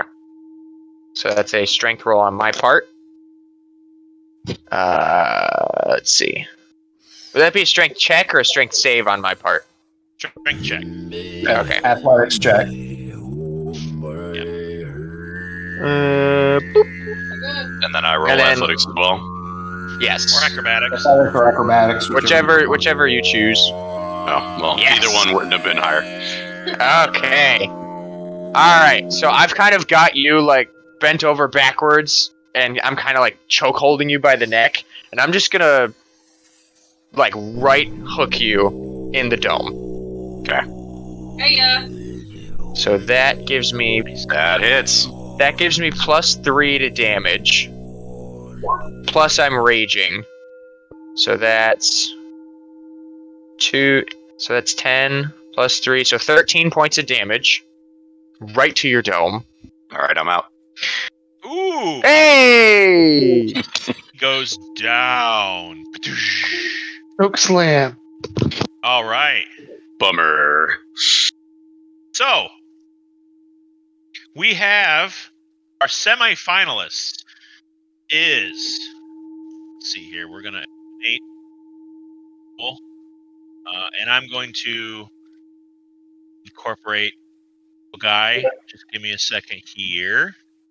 Our semifinalists are Maeven, the Elven Monk, Grutha, the Monk of the Allhammer, Astrid, the Drunken Fighting Dwarven, and we have Nixon, the Halfling kind of barroom brawler. And so what I need is Astrid, Grutha, and Maeven to all, again, roll initiative and send me that number. I'm just looking for a little mini to use. Opportunity for like a short rest, healing, or are they just going right into the second round? Right No, into everybody gets to apply 1 short rest worth of hit dice. You can also, if you want to use a health potion, you can roll a sleight of hand to see if you can get that done. Let's see here. We'll just use this one. Even though he doesn't have swords in his hands, I swear. All right. Can I make Maeven out clearly in the crowd? Yes, you can. All right. Or right next to her ring. Okay. I'm like, you've got this. If there's anybody here that's got this, it's you. And she's got a bardic inspiration die. All right. Is that a D6? D8, I think. Remember. So Maeven, I need you're going to go ahead and roll your initiative with that inspiration because, or you can save it. It's a D8. Save it for an attack. I just need your initiative is all I'm waiting on. I'm sorry. It's okay. Da-da-da-da-da. All right. You go, girl. All right. Grutha, you are first, and you are going to get, let's see, which fight was yours? Why don't I just do that, because he's not here with Astrid. Which one were you at? Let's see here. Are you here? Aha. Okay.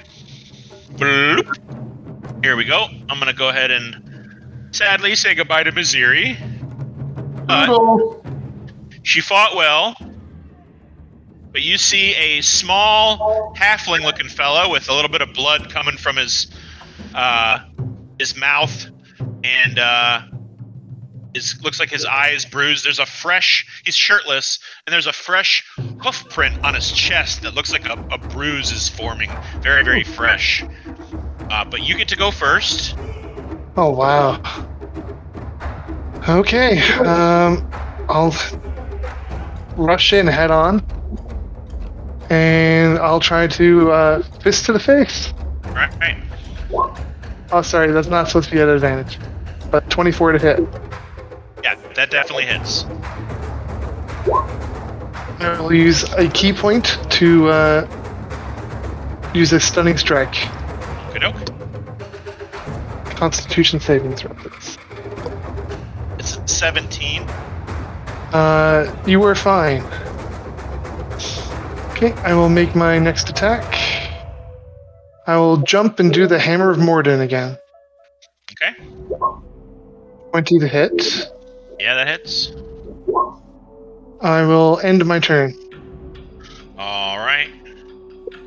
he's looking pretty knackered, but he's spry, whoever this guy is, and he kind of takes your strikes right in stride, and he's gonna leap right up at you, and he's gonna just hold on top of your shoulders, and it looks like he's gonna try to do to you what he did to that satyr guy, and just kind of wail on the top of your head.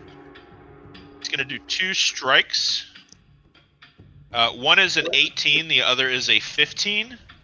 First one hits, second one misses. All right. That's going to be 9 points of bludgeoning damage. Okay. He's going to hop off your back, and he's going to use disengage, and he's going to pop over here and just kind of stare at you. Cool. All right. Maeven, you are next with Astrid bringing up the rear. Yep, all right. So let's move that map here. And Astrid, if you want to put your mini on this map, go right ahead. All right. You're up, Maeven. Kick the tires Okie like dokie. fires. Okay, so I'll run up and take my first 2 strikes. 14 to hit. What was that? 14, 1-4 to hit. Yeah, that hits. Okay. Be 10 points of damage. Then, sorry, there we go. Be 4 to hit. That'll be 8 points of damage. Okay. My mouse is dying on me. And I will also spend a key point and do Flurry of Blows. Punch it. Not for the win. Okay. Shared electric guitar in the background. Oh, natural 1! Oh no! Oh. And then 27. Miss the first one, and then nice solid 8 of the stomach. Oh no! And 8 points of damage. Okay. You sent me right back to where I was. So Monks, man. Monks. And then I guess I'll just end my turn. No need to move. All right, Astrid, you just got your bell rung. You had a chance to kind of heal up and maybe take a breather, drink some more of your whiskey. It is your turn. all right, I'm gonna rage and scream in her face, "Bödevedletli, Alfred!" And I'm going to right hook her right in the face. Oh, come on, Frollo. Oh no! That's a 2 plus 8. All right. For my second attack, I'm gonna try and headbutt you. Okay. That is not much better. Again, big miss. That'll end my turn. All right. Grutha. Grutha is next. Sweet. Well, let's see, they ran away. No, that's not it. This must be it. No, it's one that you just had. That's it. Yeah, I'm right here. Okay. Yeah. All right, so Grutha, you are up against this little halfling dude. He punched you and took off. Yeah, that's kind of weird. Why did he run off like that? I'm gonna run at the wall and like wall run and try to spin off and kick him. All right. Yeah, 24 hits. 6 bludgeoning. You see him kind of see your kick coming and just sort of he kind of twists to the left and you see that you hit him. It just didn't do as much damage as you thought it would. Again, I will try to stunning strike. So Constitution saving throw. Hold on, I need a flat surface. That's a 15. That's exactly what you needed. Oh. Yeah, you see, he's kind of got your number. He's kind of wiping his nose with his right thumb as he kind of hops on his legs, and as soon as you strike, he just kind of swipes it away. Hey, well, I'm gonna try to do some dope monk shit again and see if I hit him. 17 to hit. 17 hits. You feel like you're able to connect with this guy, but he's slippery and wiry and small. He's able to, even though you hit him, you feel like you're hitting something covered in oil. 9 damage. Bludgeoning. All right, yeah. Again, you strike him in the shoulder, and he kind of swings away from your miss, so you're able to hit him. But it's not like you're striking a solid surface. You're striking something that's moving away from you. Glancing blows, yeah. Yeah. I will end my turn. Yep, he's going to move all the way around to the other side of you. And he's gonna do 2 strikes right to your kidneys. I mean, he moves so quick that you're kind of like looking underneath you as he moves, because he's only at about maybe thigh or hip level, and he's just gonna do 2 strikes right to the back of your abdomen. One's a 22, the other is a natural 20. They both miss. Yeah, I'm sure. Yeah. So that first one is 7 points of bludgeoning. And that other one's going to be a whopping 14 points of bludgeoning damage. That's 21 total. I feel it. Yep. And he is once again going to disengage, and since he's behind you, he disappears, and you kind of don't know where he is for a moment. Is he like... It is Maeven's turn. Is he like a ranger or something with hide in plain sight? No, he's not technically hidden. He's moved away from you to a point where you kind of don't see him enough to where you can hit him. Okay, He's using disengage. Oh, okay. That's all. You're up, Maeven. Okie dokie. So I'm gonna try for, I guess, like a solid knee to the ribs. Oh, God. 14 to hit? 14, you said? That's 1-4. Yes, that hits. 9 points of damage, and I'm gonna elbow to the back of the head. That'll be 23 to hit. Yeah. And that's 9 more points of damage, so 18 total. Oh, boy. Alright. I'm gonna go flurry of blows one more time. Oh, God, here we go. Yeah, she's a monk. You gotta give her time to finish. They have a lot to do. 28. I keep getting 19 and not 20. Okay. 28 to hit. 10 points of damage. Oh no. 22 to hit for 7. I'm out.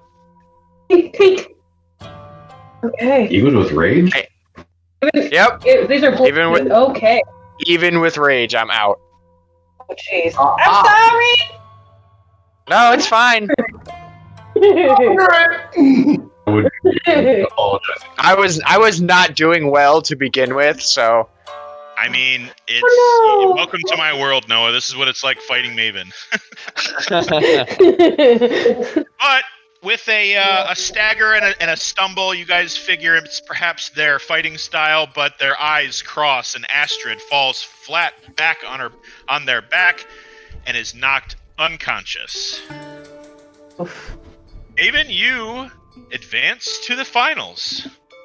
Good game. All right.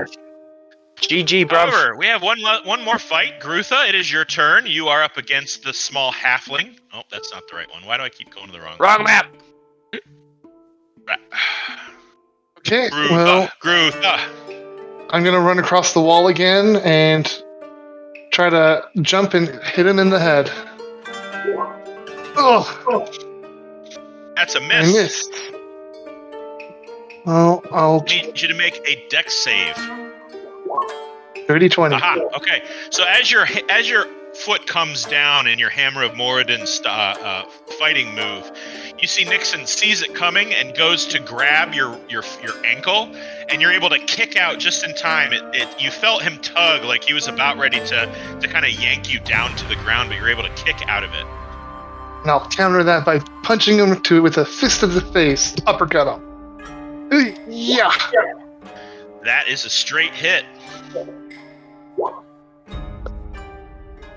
That's a hit. You get him. It strikes him in the jaw, and you see him kind of like he's kind of staggers with his hand up for just a minute. Then he looks up at you. I turn. Not yet. And I go key point and I flurry of blows. All right. That hits. Wow. Yeah. So he's on the verge of unconsciousness. You see him wobble back and forth and loll just a little bit. He's still got his eyes fluttering open, but you can tell he's looking at like 3 of you and deciding which one to hit first. Mm. Does that end your turn? That will end my turn. All right. He's gonna try to hit you. He doesn't really know exactly where you are. That's a 16 on one and a 17 on another. Both will hit. Both will hit. That's 16 is exactly what you needed. 7 points? That's a 7 on one and 4 on another. Rolled pretty low. So 11 points of bludgeoning damage. Again, I'm feeling it. But it is your turn, and he did not try to run away. He is right there.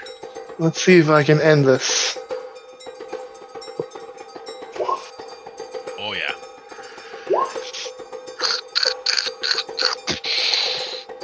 He's a halfling, so it's more like...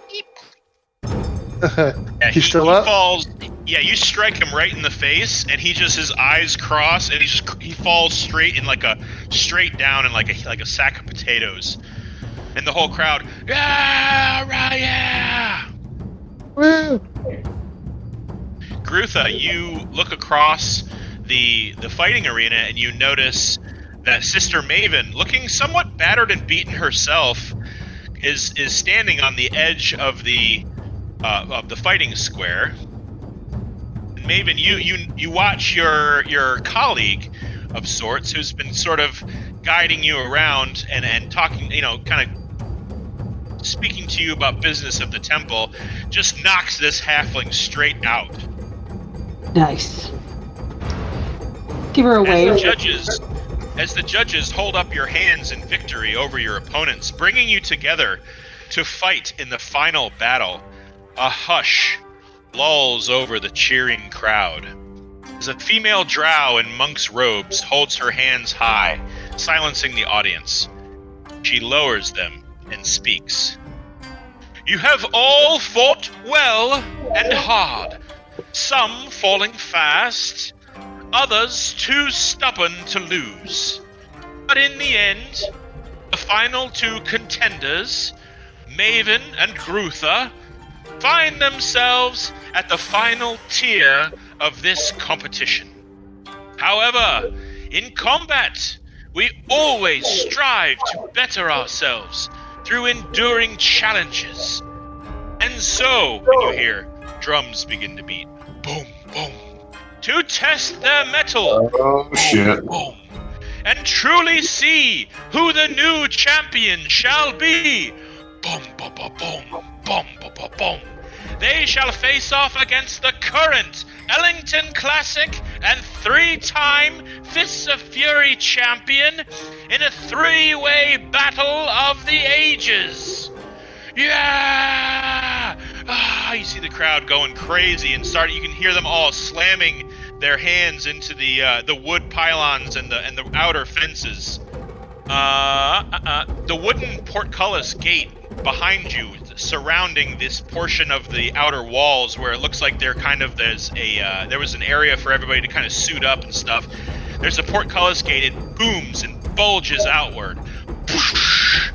And so, without further ado, the Duke of Dane is proud to present to you all the Gnashing Whirlwind. You start to see like splinters of the gate starting to pop out. The Tyranny of Terror. The Hysterical Hyena. The whole gate explodes outward in a fury of dust and raging, gnashing fur. Raza! Gate blasts open, sending splinters and wood shards in all directions as a terrifying hulk of a gnoll with black fur, silver spots, a deep pink scar running down across its cloudy left eye, and a tall shock of a mane of black fur between its ears and down its back. He flexes his bulging muscles under his ragged leather armor with a spiked pauldron on his shoulder, and flicks his 3-inch clawed fingers in your direction. A slimy ribbon of drool slips from its dangling tongue as Raza scrapes his feet into the dirt, dons a wild, sneering, toothy grin, and with a howl and a couple of laughs, barrels forward on all fours at both of you at a mad and frenzied dash. That's where we're going to take a break. Oh my god. We didn't even get like a rest between this battle? Nope.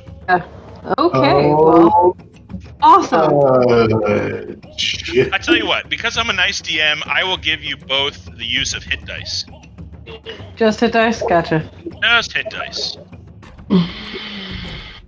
But we're going to take a break. We'll roll initiative immediately upon returning. It is 4:20. We will return here at 4:25 Eastern Standard Time.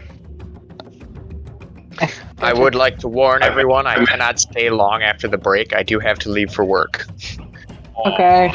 That's a 5-minute break? 15. Or 35.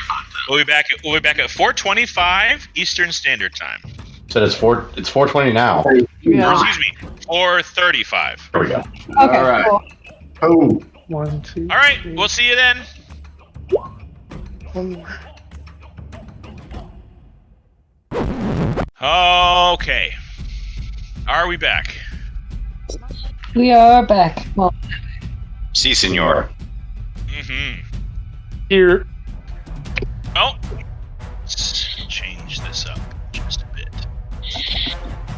Oh my gosh, my internet is the slowest thing in the world. It really is. It is. But I suppose I probably could have done this during the break and didn't.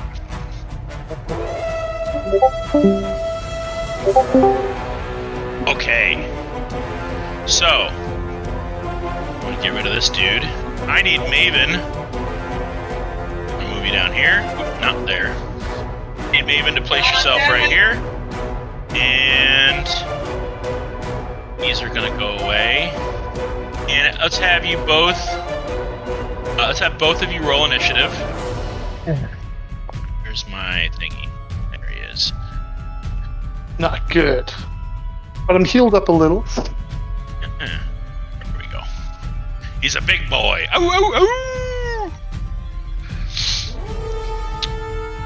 And because oh come on.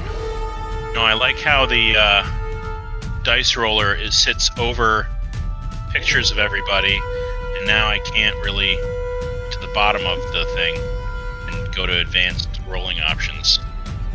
There we go. Jeez. Alright. Are you kidding me? That's hilarious. Wow. What a terrible, terrible, terrible roll. You go away, dice roller. Oh, that's sad. Okay. Okay. He steps into the ring. And actually, you guys are kind of closer together because I want to do something. He's right here. He runs straight at you as a surprise round. I need both of you to make dexterity saving throws. Grutha flips out of the way easily. 10. Worst dexterity saving throw I've ever had in my entire life. What did you get? I can't hear you. I'd have Rolled a 10. 10, okay. I don't know if you need to be a little closer to your mic or what. Let me see. Did you come unplugged from the tablet? Okay, yeah, I just needed. I came unplugged. We're good. All right. Maeven, you are going to go ahead and fall prone for me. I got it. Thank you. So, Yes, you are on your back as Raza just kind of in a frenzy and barrels into both of you. Grutha, you flip out of the way, and however, Maeven, as you see Grutha flip out of the way, you look just in time for Raza to slam his shoulder right into your stomach and knock you to the ground. But it is Grutha's turn. It's my turn? It is. Okay. I thought Maeven had a 25, so I thought she went first. Oh, well then why does her thing say 3 and 13? That's weird. Okay. Not sure what that's I about. forgot that I could do it on the thing. I'm just so used to rolling other dice. Oh, then let's do this proper like. Alright, Maeven, you are prone. Okay, well, I would like to stand up and with a flourish. You do this cool kickflip, land to your feet. I'm going to attack the big giant scary gnoll man. Actually, before I do that, I'm gonna move. I'm an intelligent human. Here we go. Give myself advantage. That's 27 hit. It does. 27 hits. Okay, for 9 points of damage. Then 22 to hit. 22 hits.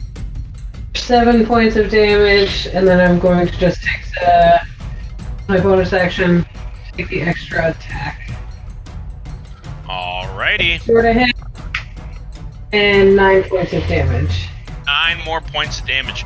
Yeah, you're far away again. It's really hard to hear you. I don't know if the mic is far away or if it came unplugged or something, but it's almost like I can hear you get picked up by a mic, but it's far from you. That's weird. No, I haven't changed my mic at all. No, Okay. Okay, I think I know what the problem is. There we go. If that works. Alright. And that'll be the end of my turn. Away again. Okay. Grutha, you're up. Okay. Well, I'm glad that we now are flanking, so advantage. Yeah. 18 to hit. 18 does not hit. Okay. Both my attacks miss. Even with advantage. With on both of those misses, he is going to spend a superiority die on both and grab your fist and crush both of your fists in both of his hands. To make a strength saving throw. Strength save. Alright, you do not lose the ability. Actually, you have to do it on both. Well, it's technically 2 rolls. Okay, the 16 fails. So you lose the ability for an entire round to use your offhand attack because he crushed your hand and did 6 points of bludgeoning damage. Okay. Owie. So my offhand you feel attack. his 3-inch claws digging into your hands. So I can't use my extra attack. Is that what you mean? Correct. Just for the next full round. Okay. That's his reaction. Yes? No? No. That's part of his superiority dice, you said. Okay. Wait. He would only be able to do that once if he's using superiority dice. You only get one Not with reaction this per guy. attack. Not with this guy. Okay. Okay. Alright. Anything else? No, that's it. Okay. Raza is going to, noticing that you're both pretty evenly matched as far as a threat, but he did get hit more times from the squishy little, the elven monk. So he's going to spin around, and he is going to, you see his hands kind of open up, and he's going to slash at you twice with his claws, Miss Maeven. One's a 27. My That God. definitely is. One is a 19. It also hit. All right, that's going to be 7 points of slashing damage on the one, and 9 points of slashing damage on the other. Okay. He's going to use his... Well, no, he can't do that yet. He can't do that yet.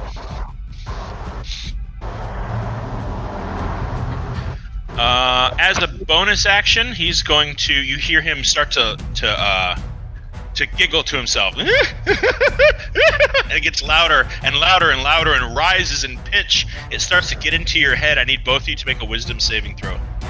30-20. You both withstand the psychic effects of this rippling, kind of shredding sound coming from this this hyena-like gnoll, and as he laughs at himself and reels. That's going to end his turn. Maeven, you are up. Okie dokie. 18 to hit. 18 to hit. 18? Yes, 1-8. Yeah, 18 does not hit. Again, don't forget your bardic inspiration die. Thank you. I will remember that. 24 to hit. Oh yeah, that hits. Okay. 7 points of damage. Okay. And I'm going to just do one more strike. And okay, well I'm tired of rolling 18, so I'm going to spend my bardic inspiration die. Alright. Keep handing them out, nobody uses them. For 20. I rolled a 2. Alright. 9 points of damage. So 15 total. Alright. Cool. And go back there. Maeven, did we lose you? Nope, that'll end my turn. Oh, okay. Alright. Maybe I did like cut out for a second. No, you said it. Okay. No, that's the end of my turn. Cool. Hey, Grutha. Okay, so I only get to make one attack. Is that correct? Yep. Okay, well I'll jump up and use the Hammer of Morden. Right. Critical. Ooh. Nice. 14 damage. And might as well, I'll use my last key point to do Stunning Strike. Alright, that's going to Constitution be a con save saving throw. from me. That's a natural 20. Well, yeah, that's... At least I got that 20 out of the way. Yep. And since that's the only attack I can make, that ends my turn. Oh boy. Alright. Yeah, as you attempt to strike this this giant gnoll right in the chest, he kind of catches your wrist and spins you around and kind of does like a half Nelson behind you, and he's going to bring his clawed fist straight down on the top of your head while holding your wrist in place. Boy, that's double 7s, so that's not going to do enough. That's 11. Both of those attacks miss. He like goes to strike you, and you kind of dodge with just your head, so it's hitting on your like shoulders, and you have orc shoulders. They're pretty tough. You're able to just kind of take those strikes without any real worry. And he's gonna kind of let go of your wrist and snarl right in your ear. That's gonna end his turn. Yeah, that's gonna end his turn. Actually, you know what? He's gonna use one of his legendary actions to stupefyingly scurry away. And he's gonna move over here, the other side of Maeven, and that will not provoke an opportunity of attack. Okie dokie. But it's your turn, Maeven. Okay, I'm gonna hit him. He's sick of being surrounded. 20. Ooh, for 12 points of damage. Alright. And then a 27 That hits. for 9 points of damage. So 21. And I'll spend a key point and do Flurry of Blows. That misses, and the second one is a 19. Does 19 hit? What was the last hit? 19. Yeah, that hits. 8 points of damage. All right. 20 for those two. Starting to take some wear and tear. He's definitely showing signs of taking some of these hits, but he is a big, muscle-bound, meaty-looking gnoll, and he is certainly not shook by this whatsoever. Okay, that's fine. All right, Grutha, you're up. I run around to his backside and try to get that advantage again. All right. 7 points right to the face. Crack him in what looks like his ribs, his spleen. Maybe he got a little bit of his liver in that shot. Okay, there we go. So 14 damage in total. All right. You follow those key vital organ strikes with just a straight up crack across the jaw, and you can actually feel his hot breath as you slam your fist into his face. You're an orc, so you're tall. Or half orc, rather. You're tall, but this guy towers over you at least 2 feet. So striking him in the face requires like a bit of a hop as you do so. You land it right across the face. Maeven, keep to your training. We got this. He is going to whip around to the other side of you. And Maeven, you can go ahead and make a opportunity attack. It's off. Yeah. Okay. Can you hear me now? Mm-hmm. Okay, cool. I switched headphones with my husband. Okay. Opportunity attack. 28. One of these days I'm going to get a natural 20. For 7 points of damage. All right. Yeah, you just kind of catch him as he's whipping around Grutha's side. You just kind of strike with a leg kick right to his thigh as he's leaving, and you hear him kind of as he leaves. And he's going to bare his fangs and go in for he's going to grab hold of Grutha and make a grappling check. Which is a... Hold on. 24. Another. So that's definitely a 25. Yeah, of course it. I don't know what to tell you, man. I'm rolling pretty good today. I didn't get to roll too much, and what I'm rolling is good. And he's going to... Let's see here. That's one of his attacks. The other one he's going to... So he's got you around the shoulders, Grutha. He's going to sink his hyena teeth right into your neck. For a 19. Oh yeah, 19 hits. All right, and he's gonna tear a chunk of your neck flesh out with it. That's 1 gonna damage. be 1 damage. 7 points of slashing damage. 41.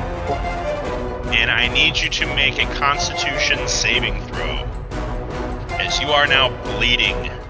You are having a bleeding effect. Nope. It's not gonna cut it. You're bleeding. Cool. But that's going to end his turn. Maeven, you are next. He currently has Grutha in his clutches, and you see blood kind of dripping from his mouth. Okie dokie. I'm going to move there, and I'm going to start beating him up some more. All right. Hit him a lick. Hit him a lick. That's a natural 1. Awesome. How have I rolled like 3 natural 1s and no 20s? Rude. I'm taking all the natural 20s, I guess. 26 to hit for 9 points of damage, and then I'll take the 1 extra for 25 to hit and 12 points of damage, so 21 points. All right, 21. Damn, you are just destroying this guy. And then that's my turn. Okay. Grutha, you're currently grappled. Well, that means that my speed is 0, so I can't move. Right. Okay. He's got you. But you can kind of like move your arms at the elbows, like your shoulders and arms are clasped at your side, but you can kind of like swing your arms left and right at the elbows. I guess I'll just do my normal dope funk shit. As dope as it can get when it's plastered. Oh, that's gonna miss. Yeah, it's hard to hit him when you're on your hand. Your arms are kind of pinned to your side. Okay, try the. But you do have Another one? access to your second attack, though. Nope, both of those miss. Both miss. Now, this bleeding effect, what happens? I'll tell you. Don't you worry. On Okay, well, Roz's turn, you take 4 points of bleeding damage. And as it's kind of stated on your Lion's Head axe, if you'll remember, if you wish on the start of your turn to use your a bonus action use your action to do a medicine check and possibly stop the bleeding. Yes. That is up to you, or you can continue to hemorrhage blood. Okay. Yep. Hemorrhage blood as opposed to iced tea. Life juice. Alright. He is going to attack Maeven as he sees Grutha. You just kind of back up, holding your neck, and he is going to just kind of, even though he's got a hold of you still, he's going to send one of his elbows straight into Maeven's face. That's going to be a 16. Miss. And a 22. That'll hit. Alright. 22 elbow to the face is worth 9 points of bludgeoning damage. Okay. That's going to end his turn, Maeven. Okie dokie. Going back at it with some. I'm gonna go for the knees. Cool. They're almost eye level. He's so big. Dirty 20 and 21. Both hit. 10 and 9 points of damage respectively. And then I'm going to spend a key point and do Flurry of Blows. Here we go. 19 for the first one. And 25 for the second. 9 and then 8 points. So 17 total. Alright. Yeah, he's really starting to show wear and tear. He's taken some hard hits. You do kind of get the feeling that he's keeping a closer eye on Maeven than he is on Grutha, and his grip starts to shake a little bit. Okay. And that's my turn. Alright. Oh, he still has hold of me? He's still got you. You can spend an action to get out. Nah. Alright. You can spend an action to get out, or you can spend an action to stop your bleeding, or you can attack. Up to you. I'll be attacking. Okay. 6 damage. 6 damage. Yeah, I mean, you take your hands, you kind of bust your shoulder loose free just a little bit, just enough to kind of crack him under his huge hairy jaws. Kind of hard enough to kind of snap his mouth shut for a moment. You notice he kind of looks like he bit his tongue a little bit. That ends my turn. All right. He's going to look down at you, and he's going to pick you up. So that's going to be a strength save or strength check. That's a 18. So go ahead and make a call this a dexterity saving throw. You're a monk. It wouldn't be more of a grapple, but I can do dexterity save instead. He's picking you up. We're going to see if you can like wriggle. It's the same roll. It would be the same roll. So that didn't work. Instead, he's going to. You see him. He tried to pick you up. You're able to kind of shake just violently enough to like disrupt whatever he was trying to do. So instead, for his other attack, he's just going to take his claws that he's holding you by the shoulders with and just bury them into your shoulder meat. Squeeze you. That's a 22. Yep. And that's just 5 points of piercing damage. And also the bleeding? Yeah, that was at the beginning of his turn. You take another 2 points of bleeding damage. Down to 31. What did you say? Oh, sorry. I said I'm down to 31. Okay. Well, that's going to end his turn. Maeven, you're up. Hit 30. Okay. So. Okay. 19 to hit, and then 15 doesn't hit. And then 15 doesn't hit. So that'll be 8 points of damage, and for my bonus action, I'll just take 1 extra strike. 23 to hit. So, 12. So 20 points of damage total. Nice. On that missed attack, he's going to grab your wrist or your hand and let go of one side of Grutha's arm and catch your fist. Okay. So I need you to make a dexterity saving throw. Dexterity saving throw. 21. 21, yeah. You managed to break your hand free before he crushes it with his really strong hands, yeah. Oh, no. Nope. I need that. It's a moneymaker. And that's my turn. All right. Grutha. He has let go with one hand. You are technically free. Perfect. And bust loose. Move over. All right.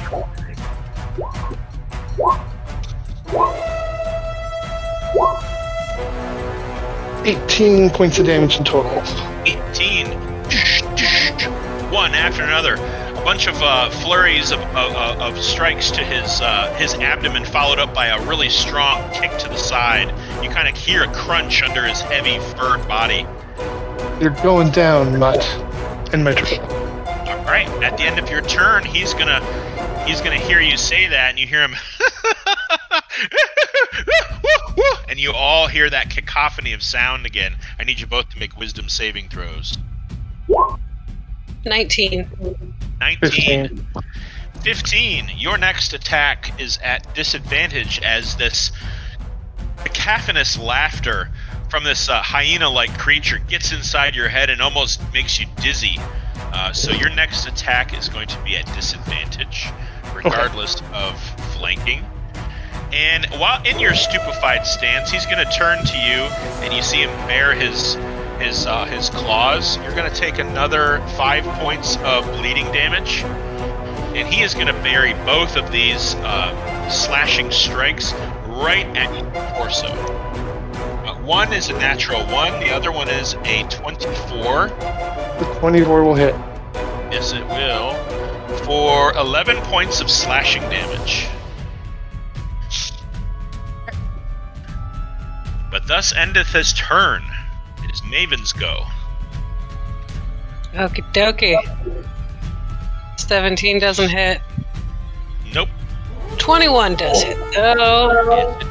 7 points of damage. 1 extra attack. 19 to hit. And 9 points of damage, so 16 total. 16 total. Woo! It's teetering. You see him, his last strike hit him in his bad eye, and he just kind of looks at you like, Those were supposed to be an advantage. But it's okay, because I forgot until right now, so. It's my fault. All right. Is that your turn? That's my turn, yep. All right, Grutha. I will use my turn to do the medicine check to stop the bleeding. There we go. Oh, 14 will it do was it. delayed. Oh, I got your 14. Perfect. You kind of you've had your hand on your neck for the last couple seconds, and using your inner key and your connection to the essence that makes your body a temple, you channel Moradin's energy straight into your hand, and you're like press your flesh tight enough to where the blood vessels in those regions kind of crimp, and you're able to stave off the bleeding, at least for now. You definitely know you're going to have to seek medical attention at some point, but you're at least able to be confident that you're not bleeding out anymore. Perfect. I think that's all I can do. I don't think I can make any attacks. Do you have 2 attacks? Normally I would, yep. Oh yeah. So I guess I'll make an attack. It's Although, isn't the extra attack... I can make an extra attack if I make the attack action? I don't remember. Yeah, actually, if you didn't use your unarmed strike, I don't think you get the extra attack. It's using up your action to make a medicine check. That's what it is. So That's right. Actually, doesn't count. That's right. So only that one attack, so you can ignore that attack. Okay. Let's see how much. Would have been a good hit. But instead, Raza is going to use his Flying Scramble and move to this side, putting himself in the corner, but let's not take an opportunity of attack from Maeven, and now he's pretty confident he can't be surrounded again. He's just going to pummel on Grutha. One of those is a 20, dirty 20. One of them is a 22. Both will hit. Alright, so that's going to be 11 total points of bludgeoning damage. Perfect. And that'll end his turn. Okay. I'm gonna come over here. I'm gonna keep hitting him. Alright, 22 to hit that hits. for 7 points of damage. And then 24 to hit for 12 points of damage. So 19 total. And then 19 I'll total. take the... Yep. Excuse me. And then I'll take the extra attack. That'll miss. It's 12. Well, the reason that it missed is because your hand sailed right over his head, because with that second strike, you kind of made his whole head dip backwards. How do you want to do this? I will just do a solid uppercut, and then as I come back around with the hook, like a left uppercut, and then I come back around with the right hook, I just like hit the air because there's nobody in the vicinity. Like I didn't register that he was falling down. Yeah, he crumples backwards against the wall, and everyone goes, "Oh, yeah!" So his unconscious body is here, but he's still in the ring. Gotcha. Falls to Grutha's feet, and it is now Grutha's turn. You both kind of look at each other like, "Oh yeah." I always knew it would be you. There can be only one. Just a nod. Okay, I guess I'll try to hit Maeven. I hope you're ready for this. I am ready! Let's go! I'll move right around you. Miss. That hits. 7 damage. Damage. Okay. That ends my turn. Okie dokie. Gonna try to knee you right in the ribs. 24 to hit. That'll hit. 9 points of damage. And I am down on the ground. Woo! Or am I? Or am I? That's right. Oh no! I forgot! I didn't get back up. You're half-orc. Forgot about the half orc. Nice. Relentless endurance. Damn. Okay. It's a good thing I have another strike. You're gonna stay down when I tell you to. Does 15 hit? It does not. It misses by 1. I'm gonna spend a key point. Do flurry of blows. Oh boy. If I can hit the right thing. Okay. There we go. 15 again. Oh no. And 22. That kills me. And that's 9 points. Wha-ha! Damn, you So give me key as points. Grutha I saved takes him. a strike, as Grutha takes a strike to the face, she drops to one knee and slumps to the ground. Everyone goes, "Oh!" And just as they start to silence to get ready for a swell of applause, Grutha stands back to her feet. Her yellow, slitted orcish eyes pop open, and you can feel this radiating heat as she cranes up to look at you, just in time to you to deck her right in the face, and she goes down a second time. That was so You feel a huge swell of respect for this person that has taken this beating and just refused to go down until finally slammed into submission. The crowd explodes. Yeah! Maeven! Maeven! Maeven! Maeven! You see some people over by the chalkboard. They seem a little pissed. They're throwing their little slips of paper in the air while others are cheering and demanding their payment from the bookie. You see the judges all kind of clamber down from their perch. There's a couple of monks from a couple different temples that seem to be overseeing all of this. They raise Maeven's hand high in the air. We have our winner! Maeven of the Pelorian Temple is our champion! The Fist of the Fury has a new champion! And they raise you up and put you up on their shoulders. Maeven! Maeven! Maeven! And then you wake up. It was all a dream. No, I'm just kidding. That season of Dallas. No! Well, that was amazing. Yeah. Can we rush the stage?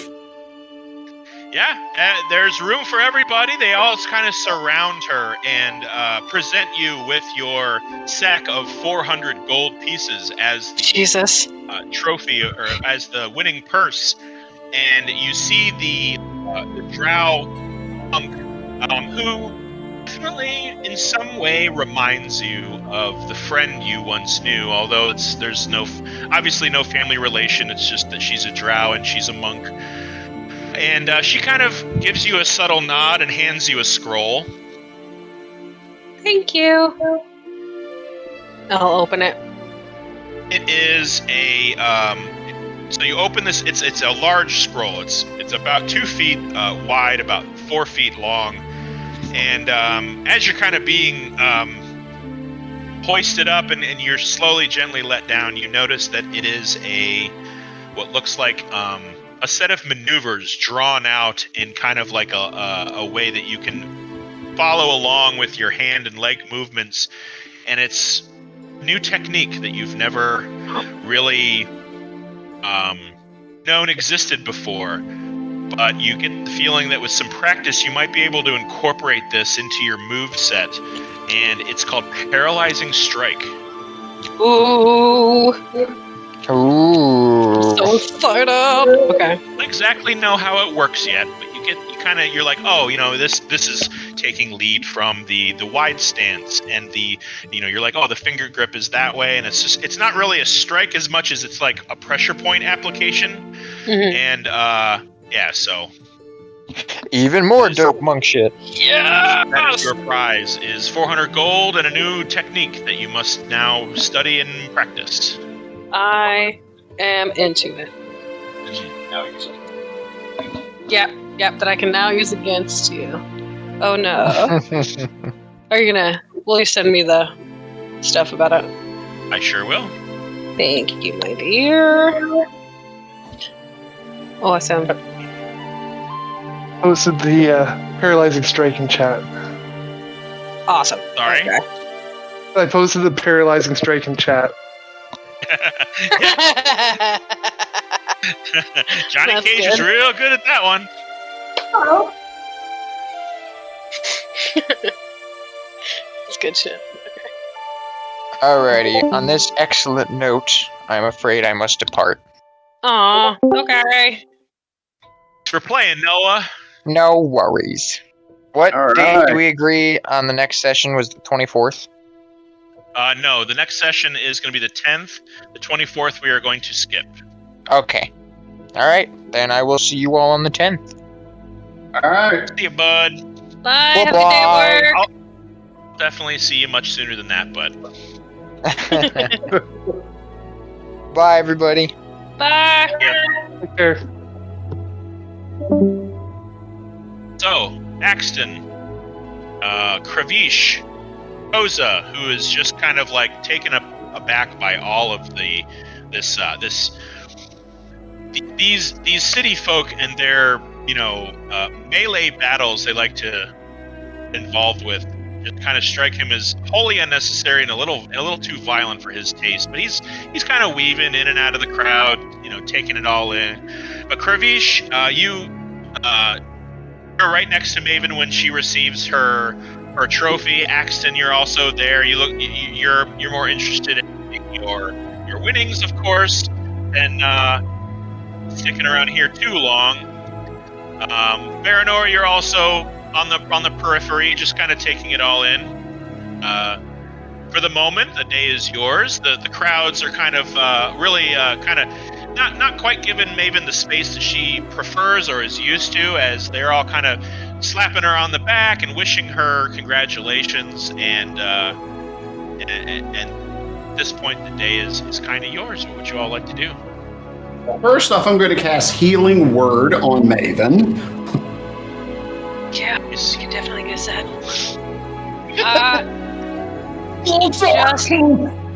Just about half.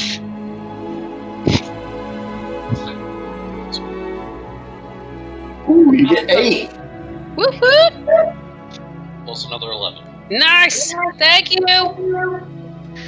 And as he heals you, he kind of gives you this big dragonborn hug. Now, he's much taller than you. He probably towers over you by at least 2, maybe 2.5 feet. So him giving you a hug is like being held by an actual dragon. Ooh, jeez. That's a full, yeah, I'm like 5, I think. I did like the little thing on the, in the... Oh, that comparative height chart? The table thing, yeah, and it was like a 5'8". I was like, that's a really tall elf. I rolled really high. Yeah. Yeah, he's still really big, though. Yeah, so you probably put him up to like my chest, probably. Yeah, that sounds about right. I'm 5 feet tall, and so just about, a whole foot taller is, right about chest height. So at this point, as you all kind of surround her, Grutha kind of filters in through the crowd. She's got a big bruise forming on the right side of her face. She's kind of holding one of her eyes open and kind of leaning on her legs, as it looks like she's just been revived. She toddles over to Maeven, kind of not gets in the middle of Kravish and Maeven, but definitely sidles up next to her, puts her big meaty hand on your shoulder. That was some real good fighting, Maeven. Thank you. I knew it was going to be the two of us at the end. I had some idea. A few of these contestants gave me a little trouble, but none like the likes of you. Well, that's a great compliment coming from someone as good as you. So, thank you. You've earned it. I have a feeling my God will have some words with me when I meditate later. Yours should certainly be proud. You've done your temple and your religion well. Thank you. She looks like she's ready to turn away. Then she turns back and says, I wonder if you and I may have a word after the festivities later tonight. Okay. I'm sure we can work that out. She kind of gives you like a relentless or a reluctant nod of absolute respect, closes her eye and squints as she kind of winces a little and sort of hobbles away and disappears into the crowd. So what do people that don't grow up in monasteries do for fun these days? Well, I don't do that either, but I'd be happy to come along. We are going to go somewhere where there is a dance floor and a stage, and we are going to tear it up. Sounds like a plan to me. The Spanning Cup Inn. There we go. Cup Inn. Just a side note, I think I already told you guys this, but this cup, this huge copper goblet that's kind of bolted to the wall, but it's only half of it. It's cut right down from top to bottom, right cleanly down the middle. And it's this massive cup, but it definitely looks functional, like it was used by something really big. The other half of this cup is bolted to the wall in one of the rooms of Stonehelm. Wow. Hey. That's an I think I told you that already, but I'm not sure if anybody remembers. I did not remember. I do not remember that, but that's cool. Yeah. Yeah, there was something familiar about the one in Stonehelm Keep, and you're not sure if maybe this was just like a motif that was adopted by several people, and this. But then you get here and you're like, oh wait, that's the same cup. Oh. So it's gonna be. How many of you are there? There's Koza. There's 5, 6. It's gonna be 5 silver. And whatever Maeven is drinking or eating is going to be on the house. As the crowd here is not perhaps as... not as many people here were at the hand-to-hand competition, but there are people who recognize Maeven and kind of congratulate her. You see like 5 or 6 pints of different types of ales and mead and whiskey all get sent towards Maeven, and so now she's got this collection of drinks in front of her that she doesn't seem to be interested in drinking. That she's going to happily donate to her friends. Here, guys. You're welcome. Yeah. All right. That was a hard day. Yeah. Ugh, that first guy nearly got me. What was his name? Left-handed Seamus or something? I don't know. The pirate boxer. Yeah, the pirate guy. Yeah, that was close. Yeah, that was real close. Ugh. What am I supposed to do with all this money? I'm not used to having this much money. Uh-oh, we can help. Yeah? No, it's just one of those things. Like, it's just weird. The only time I ever had any coin on me at all was when I went down to the village down the steps to buy things for the monastery. So having so much is just it's an experience. That's for sure. Well, it is yours to do it as you wish. But just to throw out there was this really cool shirt at Frisker and Son. Oh yeah? It was iridescent. It looked like it fit me well, but nobody was there to, maybe, just word out to your friendly neighborhood dragonborn. Okay, maybe we'll go check it out later. Maybe. We'll see. A point of order, Axton, you won 375 gold. As Maeven was a 3-to-1 odds winner. Excellent. And with my 10 gold piece that I put on her? That'd be 30. 30 to you. All right. I'm glad I could earn y'all some coin. Maeven, you make us all the richer just by being here. Aww. And she's blushing. Real red. Do I actually have to worry about my ears, the tips of my ears being bitten off? Is that something that I need to be worried about? Well, did he bit them both off, right? Yeah, he did. Oh, I'm gonna have a little fun with the mini. Oh no! Damaged ears.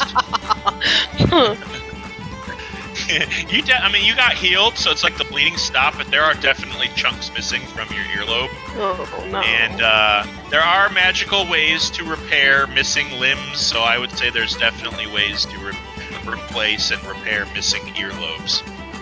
Okay, I'm glad. Oh my god! I own that shirt just so that we're aware. Oh my word! I try not to do things that are actively competitive because I take it to the extreme. It's a problem. Well, you won. Yay! I love winning. Ew, that's a gross video. I have to look away. It's really gross. The Mike Tyson or the other one? Both. I think I'm more disturbed by someone licking my ear than someone trying to bite at it. I mean, yeah. I was actually watching that Tyson Holyfield fight when he did that. Ugh. It was real weird. Yeah, it's like everybody's like, this is kind of awkward. I was watching it with my It was weird for godparents. Evander Holyfield too. You know, it's probably way more weird for him than it was for me. That's for sure. Your bit, huh? Well, the evening drones on. You guys kind of carouse and revel in Maeven's victory, and are joined at the table by passerbys who stay to chat and then move on, and they're replaced by others. It gets to be about 8 or 9 o'clock in the evening, and you guys can all feel the day's escapades wearing on your bones and muscles, especially those that, especially Maeven, who fought, and it gets to be about that time, we'll say. That time? Sorry, I missed that. To make our departure. Oh, yes. All right. As you all leave, Maeven, you are reminded that that Grutha did request that you visit her in the temple. I make my way over there before I head on out to the Hargrove estate. Okay. She's not too hard to find. She's kind of licking her wounds in the basement training circle. Hopefully She's not not literally. actually hitting anything. She just looks like she's sort of unwrapping her fists. Her hand wraps are bloodied and soiled. She's sort of slowly unwrapping them. Good of you to come. And she still seems a little out of breath. She just kind of sits there with her elbows on her knees and her head between her legs, just kind of looking at the floor a little bit. That was a bit of fun. That was a hard fight, that's for sure. Yeah, well, you hit hard. I've had a lot of practice. That's just so weird. You're such a small thing to be able to strike with such ferocity is mind-blowing. You really are a credit to your profession. Thank you so much. So, what did you want to see me about? Well, your prowess is not why I disturb you now. It appears that, remember that cult I was telling you about a few days ago, right? Mm-hmm. The Walking Rot. Oh, Terrible name. a terrible cult. It That's appears all they I'm have made another assault. Not on Brackenshire, not on Dane. This time at the Needle. It's a outpost on the edges of Empire, southeast of here. It appears they've wiped them out. Wow. Overrun the outpost. They flooded in undead until there was nothing left. I've got a contact in Brackenshire who I dispatched to the Needle. Was able to capture one of these creatures and teleport back here. It's due to arrive at the Temple of the Allhammer in the evening, and I really like it if you were there to assist me in my investigation. I'm hoping that perhaps tonight, maybe tomorrow, we might learn something about this cult. Okay. Can definitely do that. But I'm gonna soak in the baths for a few hours, and why don't you come over sometime in the morrow, and we'll tackle this thing together. Okay, I can definitely do that. Good soak. I'm just a little bit sore, as you can imagine. I can definitely imagine. I'm pretty sore still myself. All right, Sister Maeven. I'll see you tomorrow. Yep, have a good evening. And as you turn away from her, you can hear her kind of rubbing her shoulders. She looks like she's kind of patting that bite wound that she had from the knoll and kind of getting it like she's using her key energy to heal herself, but it looks like she might have a scar setting up on her neck right there. And as you kind of think about what this could mean, this captured undead that they have at the Temple of the Allhammer, make your way back to the Hargrove estate, just as a few of your other companions seem to be settling in Some of them are chatting with members of Lady Kethra's retinue. Some of them are chatting with members of the Hargroves. Just kind of find a quiet corner to yourself to just about it. And that's where we're going to end tonight's session. Whoop, whoop. Yeah. All right, folks. That was a whole bunch of fun. That was. I thoroughly enjoyed it. I'm glad everybody got a chance to kind of flex their fighting pit muscles. Was kind of thinking that some of the fights would go on a little longer. You guys just hit too damn hard. Yeah. We're gonna meet here again on the 10th. Remember, it's gonna be. I promise I'm not gonna all of a sudden just drop a frickin' an aboleth on you guys or anything like that. It's gonna be a day of downtime. The chariot race will be taking place, so you guys can either choose. That's going to be in the midday to like 2 o'clock in the afternoon. That's when it's going to start. So you guys can either choose to visit the St. Alisar Arena to spectate. You can place bets on it, or you can completely do your own thing. You got a couple weeks to think about what that's going to be. And if you guys have any questions, there's something you want to do on your own or with somebody else, as far as maybe study or role play, and you need a little input from me, you guys have been pretty good about doing that behind the scenes. Just let me know. All right, everybody. All right. All right, we'll see you on the 10th. Everybody have a good 2 weeks. Bye, guys. Adios. Bye. Bye.